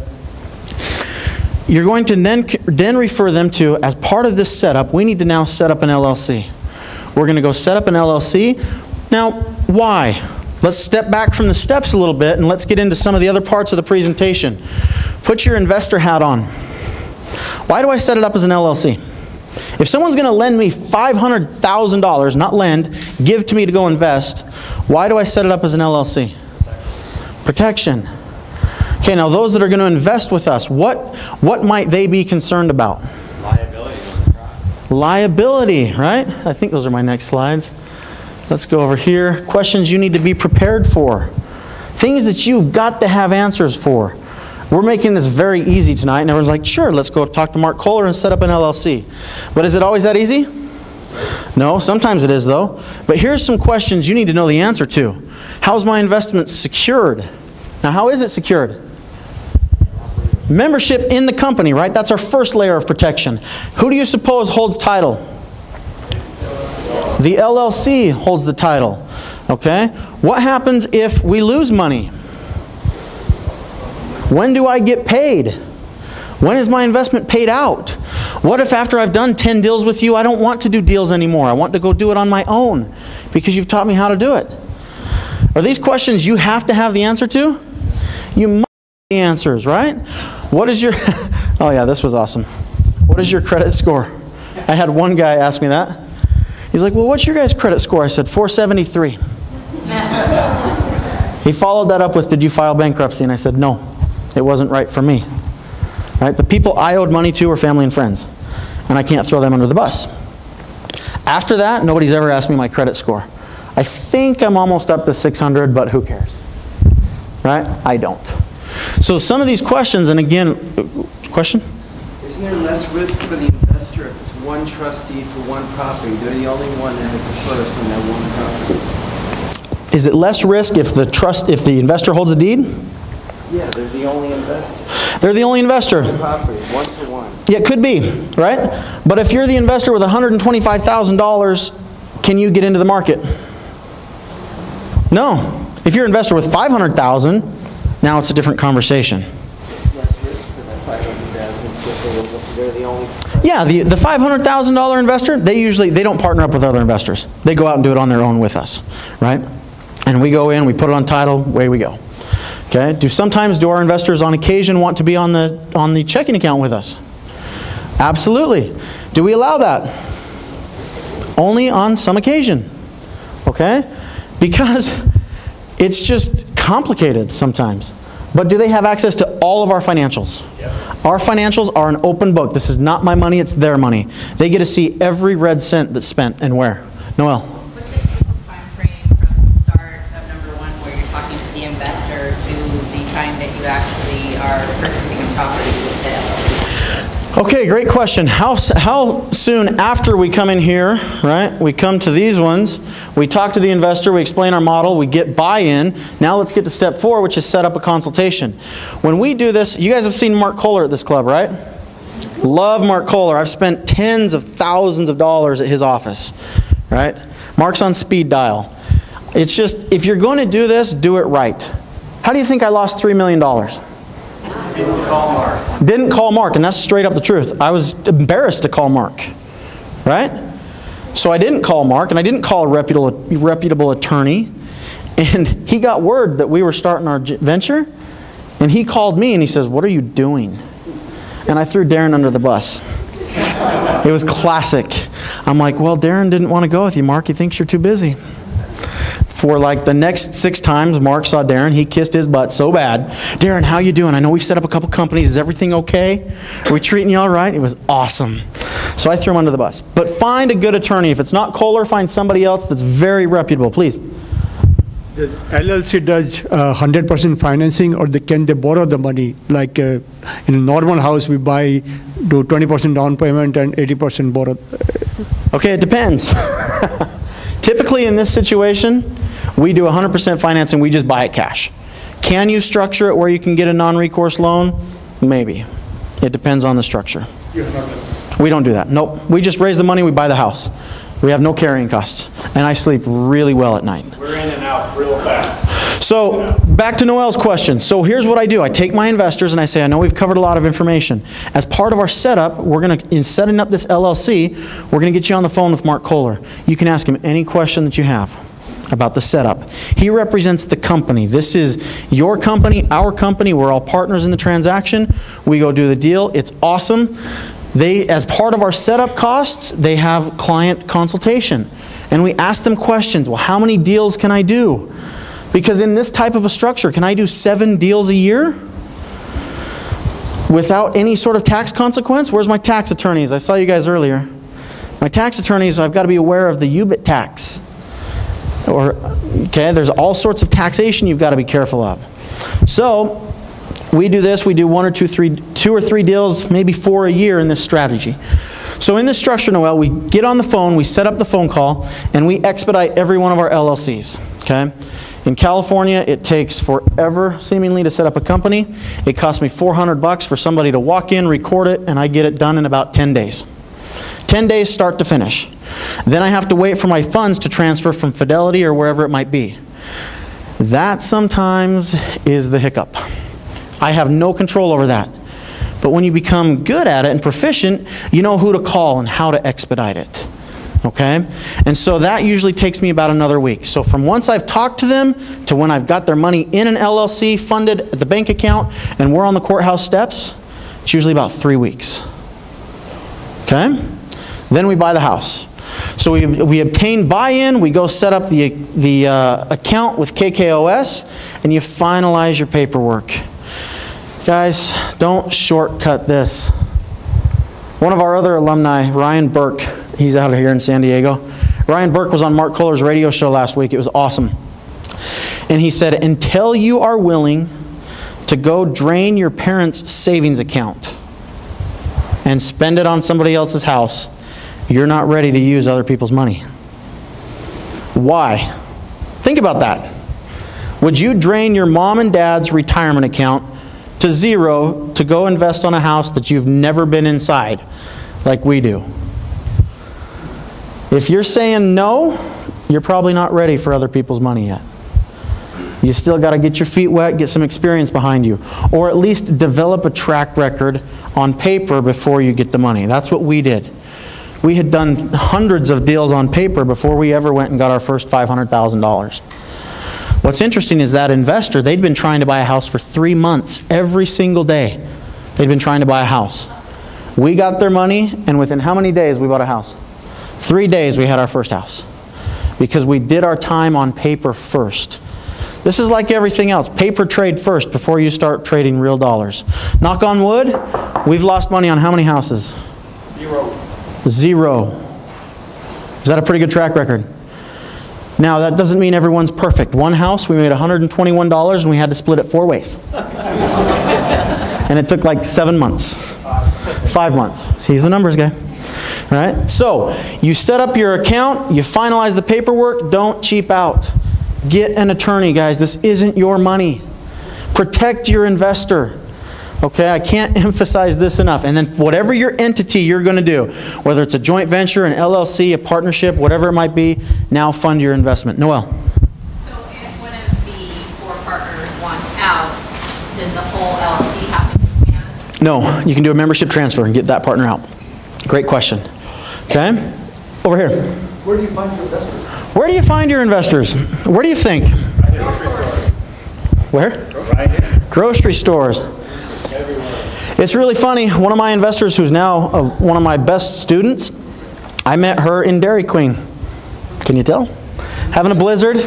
Enjoying a blizzard one night. It was awesome. And she says, what do you do for a living? And I said, I teach people how to invest their retirement plan into real estate. But that wouldn't interest you, would it? What do you think she said? Yeah, that would interest me. Awesome to report. This lady, she came on board. She invested with us for a while. She was one of our partners, and now she has now branched off and done her own deals. She's kicking butt. Her last fix and flip, she made $50,000 on that one deal. The one prior to that, she put out $30,000 investment to make $26,000 in 4 months. Is that cool? That is cool. But where do I find my investors? I just talk to people. I let them know what I do. If you don't let people know what you do, you're not going to find investors. And then eventually what happens? When you get a track record, people start talking to their friends. And they're saying, hey, maybe you should come take a look at this.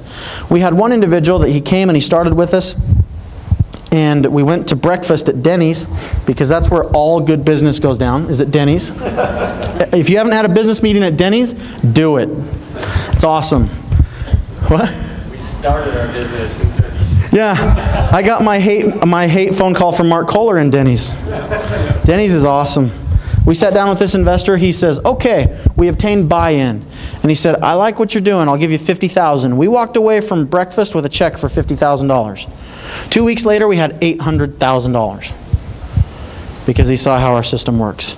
So it grows, right? But you've got to let people know what you do. You've Kendall, got to talk about it. Yeah. Hey, if you're making a return for your investor and they're happy, you don't have to talk to anybody, because they're going to do it all for you. your investors will actually sell your program. And so that's where you start. You make sure you don't cut any corners, you do it right, you make a good return for your investor. They're happy, you're happy. Now who's winning here? Who wins? Awesome. It's all about a win-win situation, isn't it? Yes. Everything's a win-win situation.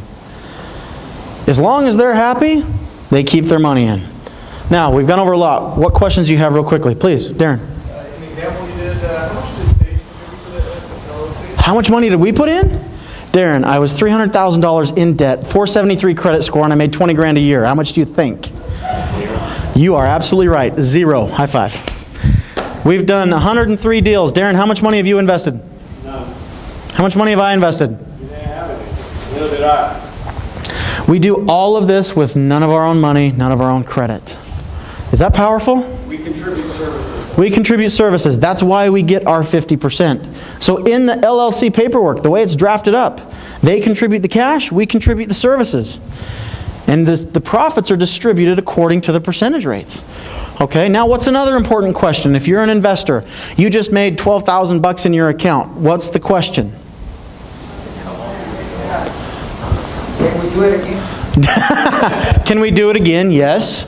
I heard somebody say, how's it taxed? Okay, do we have to consider tax implications here?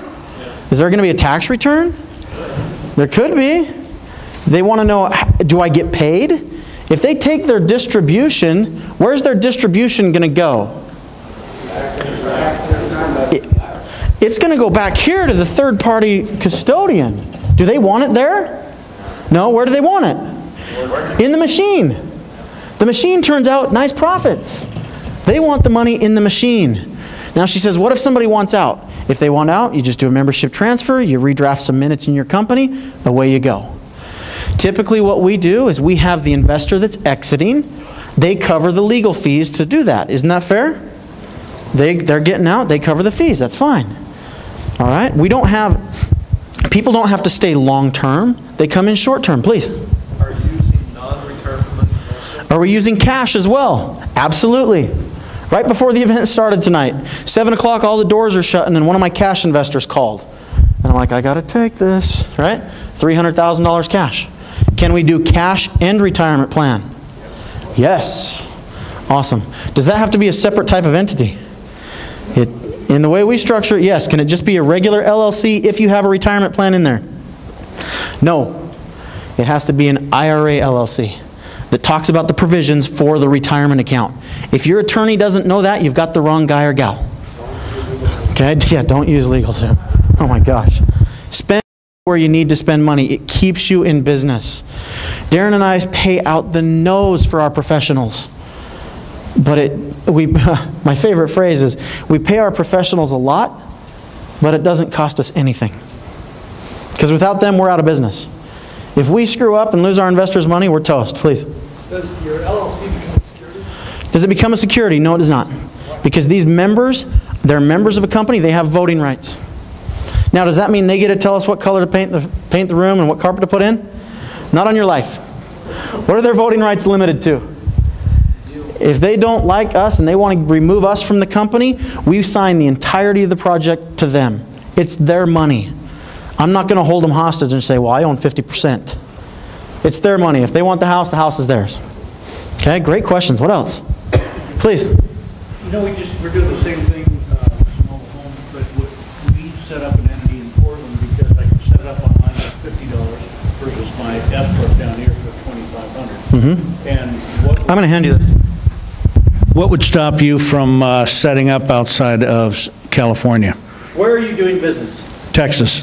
Okay, if you're doing business in Texas, you need to have the account here. No, if you're doing business in Texas, do business in Texas. If you're getting income here, do you need to register your company here and report that income? Yes. Tax, guys. Okay, but we have corporations registered here, but we also have corporations registered in Oregon specifically for their tax laws, right? So what's... There's a foreign entity.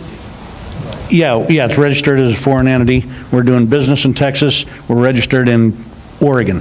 What would stop you from doing that? Well, what stops us from doing it is we're doing business here.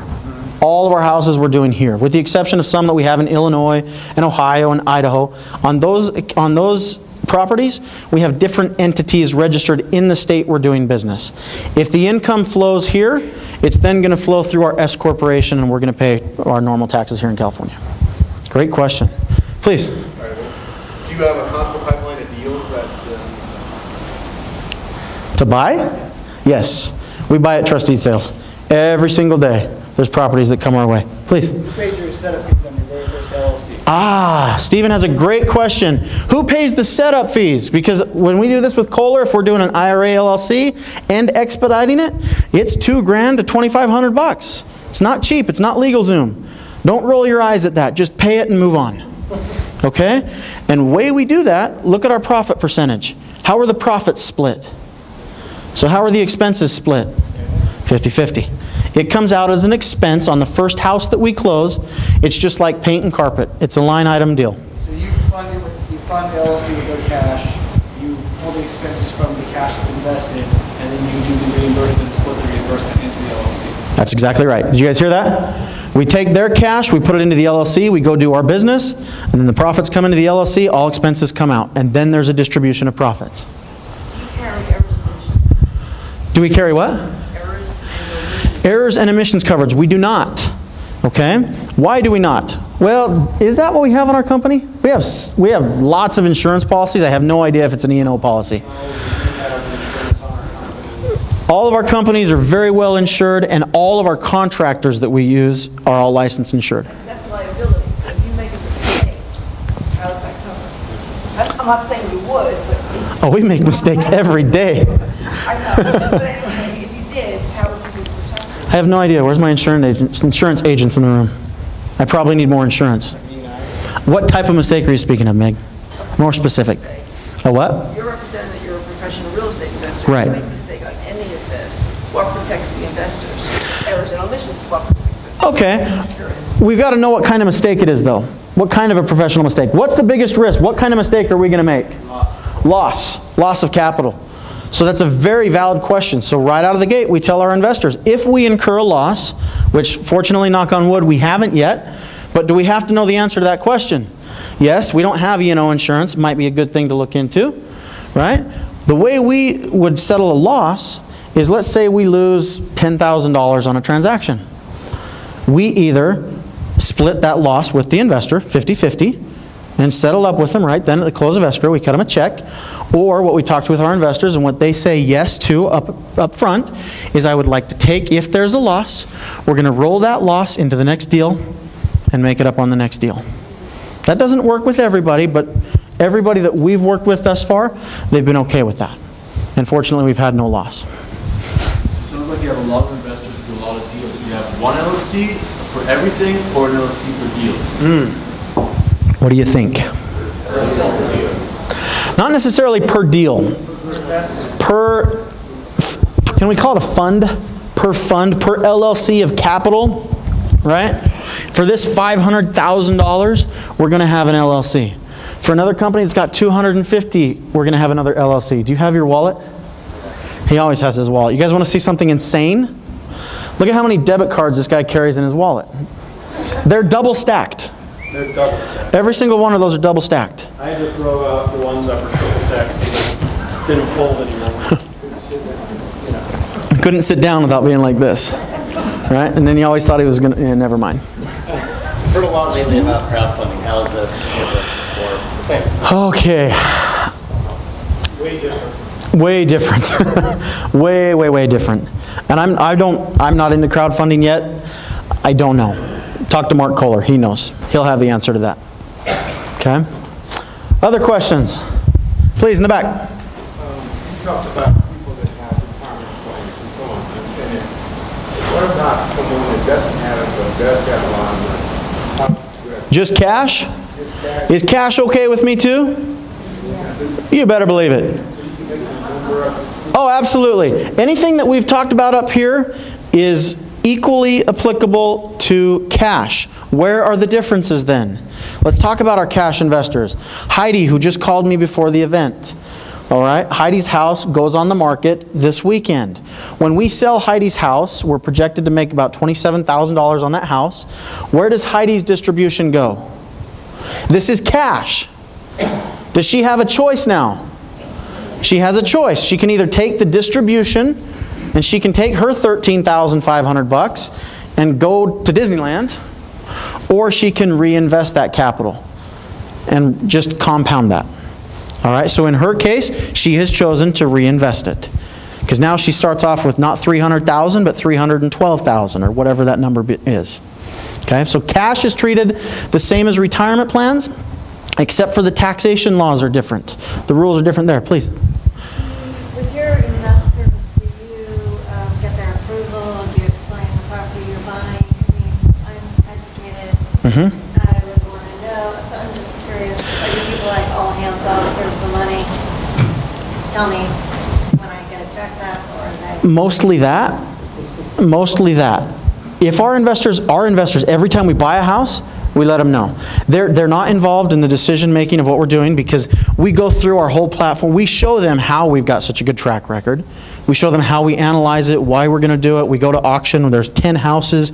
Statistically, they're all the same. We don't know which one we're going to get, but they all project the right return. Does that make sense? And we're going to buy whichever one we win the bid on. From there, we say, hey, we got a house. They're always welcome to come out, touch, feel, kick the tires. If they say, I want to paint it this color, I say, that's not your call. That's not even my call. Who do you think decides what color I paint my house? My painter. Because he paints all the houses in the entire valley. Do you think he knows what people want? Yes. So that's how we handle that situation. Okay. Question? I'm coming back to you, sir. So that scenario you got up on the board. Yes. Let's say Darren's got the $200,000 in there. He rolls his money back in.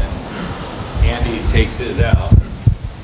Do their shares change at that point? Their shares do change. Ownership percentage change based on the capital in the company, yes? So they do change. What we typically try to do is, if somebody gives us a heads up that they're going to be coming out, pulling out of the company, we're going to go out and find another investor to replace them. And then it's a simple in and out.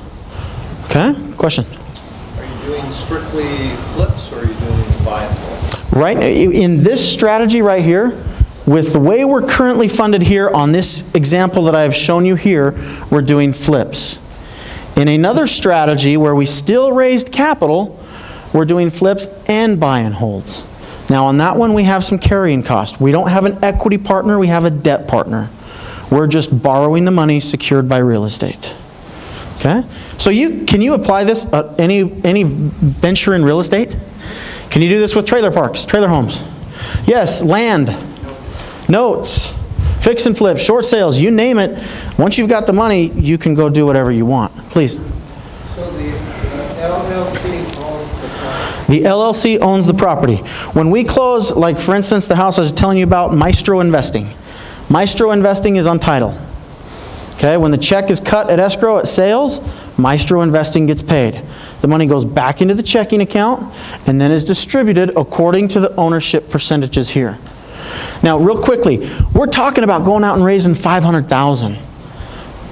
But what if you're using hard money and you've got a great hard money lender and you just need gap financing? Can you now use a retirement plan for that? Absolutely. That's what we talked about, right? If you just need 50 grand, go find somebody with 50 grand. I guarantee they're not getting a very good rate of return. Go find the gap funding, pull it in, and help them as well. I didn't see up there on the list of retirement plans that define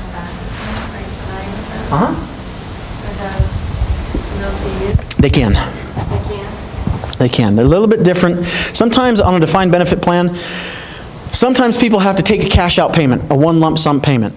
Okay, I had a gentleman, he had a defined benefit plan, and they said they would give him $800 a month for the rest of his life, and for the rest of his spouse's life. You guys are freezing now. This is awesome. I'm in heaven.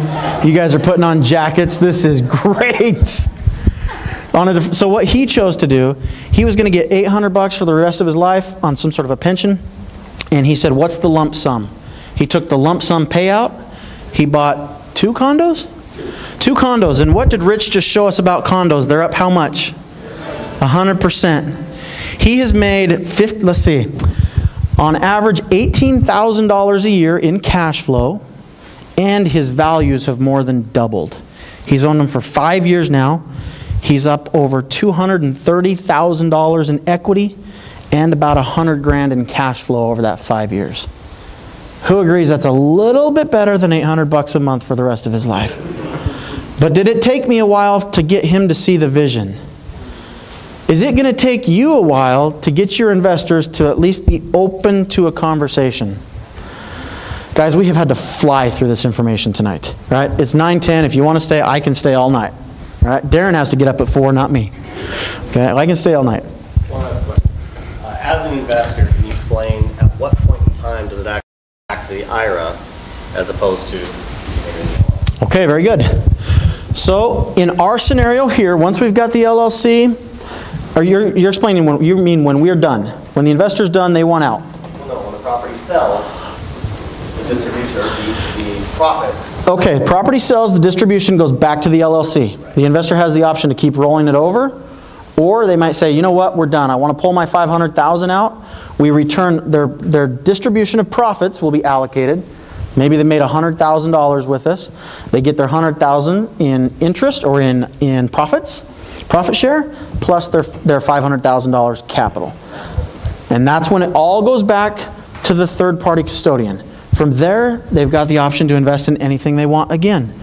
What one of our students did, she said, it's my money, I'm splitting it with you guys, teach me how to do it. And so we did, and she's kicking butt. Awesome. What do you guys use as far as tracking the profits like that? The best CFO in the valley. If we didn't have Jennifer Garcia is her name. If we didn't have Jennifer, we would be out of business. Straight up out of business, because I don't do numbers. And he can't unless he's got a computer. Did we witness that tonight? So we hired a professional, and she does every bit of our accounting, because in the beginning, we didn't have any clue about some of these questions here. Who does the accounting and tax return? Can I be a signer? What's my tax liability? How do I get paid? We have to have a third party. Now, the third party is critical. We have control of all of their money. Some of our investors, we've got a number of investors, I would say 2 or 3 at tops, have wanted access to log online and see the account.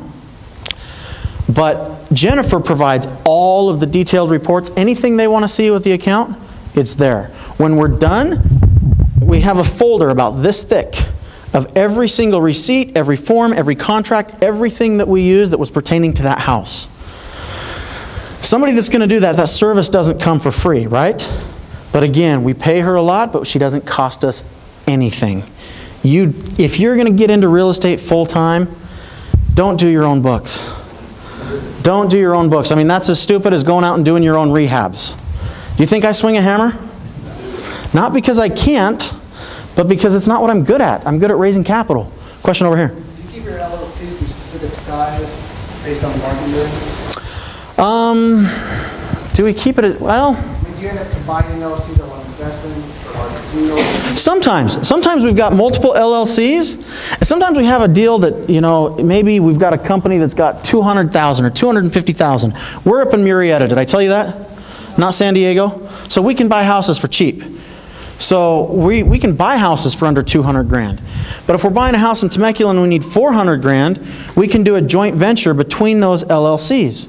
Now if we bring 2 companies with 200 apiece, do you see how the profits would split back to how it's written up? Great question. All right, guys, with that, I'm gonna hand it back to these guys. Thank you very much. Oh, can I make one announcement? One announcement. We were inspired by what these guys are doing. So up in Temecula, we're starting our own little real estate club. It's not a Phoebe event yet. We're trying to get some of the groundwork.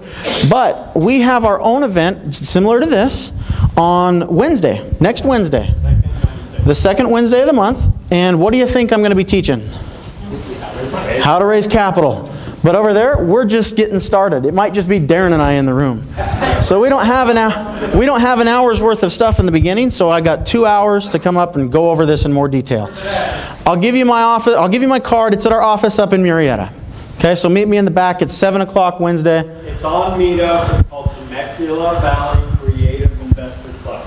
Yep. Temecula Valley Creative Investor Club. TVCIC for short, Temecula Valley Creative Investment Club. Same thing as here, 20 bucks at the door.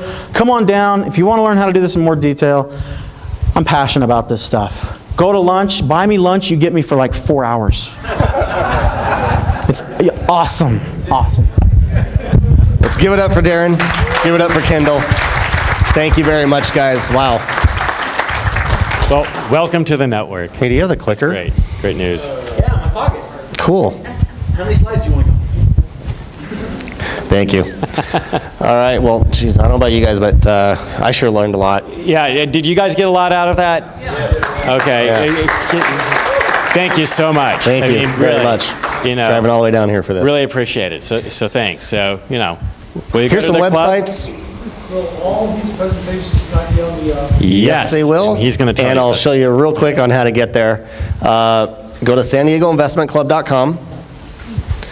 And then here's some other ones. Find us on Facebook, YouTube. Facebook's a great place too, because you can find deals, you can find money. There's a lot of things going on Facebook on our Facebook page. There you go. So they sold their first flip on Facebook. YouTube. So if you guys missed anything, you want to revisit something, go ahead and go to youtube.com, San Diego Invest Club, not investment, Invest Club, and we actually record our presentations. So you can see some past presentations as well. Well, Imran and I, you can find us on Facebook, kukinandclark.com. Same thing, YouTube. Here's where you're going to find the files. So when you go to SanDiegoInvestmentClub.com, if you are a member, well, let me rephrase, if you're not a member, sign up. It's free to become a member on Meetup. Go ahead and click on the Files tab, or on the More tab right here. You're going to find the little files, click on Files, and then it's going to be right in these sections right here. Hopefully that we did a good job, we entertained you, you guys learned a lot, give us 5 stars. If we didn't, call me first and we'll try to arrange something, maybe I'll buy you Try lunch. to change your mind. Right, we'll try to change your mind, so. But we appreciate the feedback. Again, more networking in the bar, get to know one another, and we'll see you guys next month, October 2nd. Hang around and network. Thank you. It's where it happens.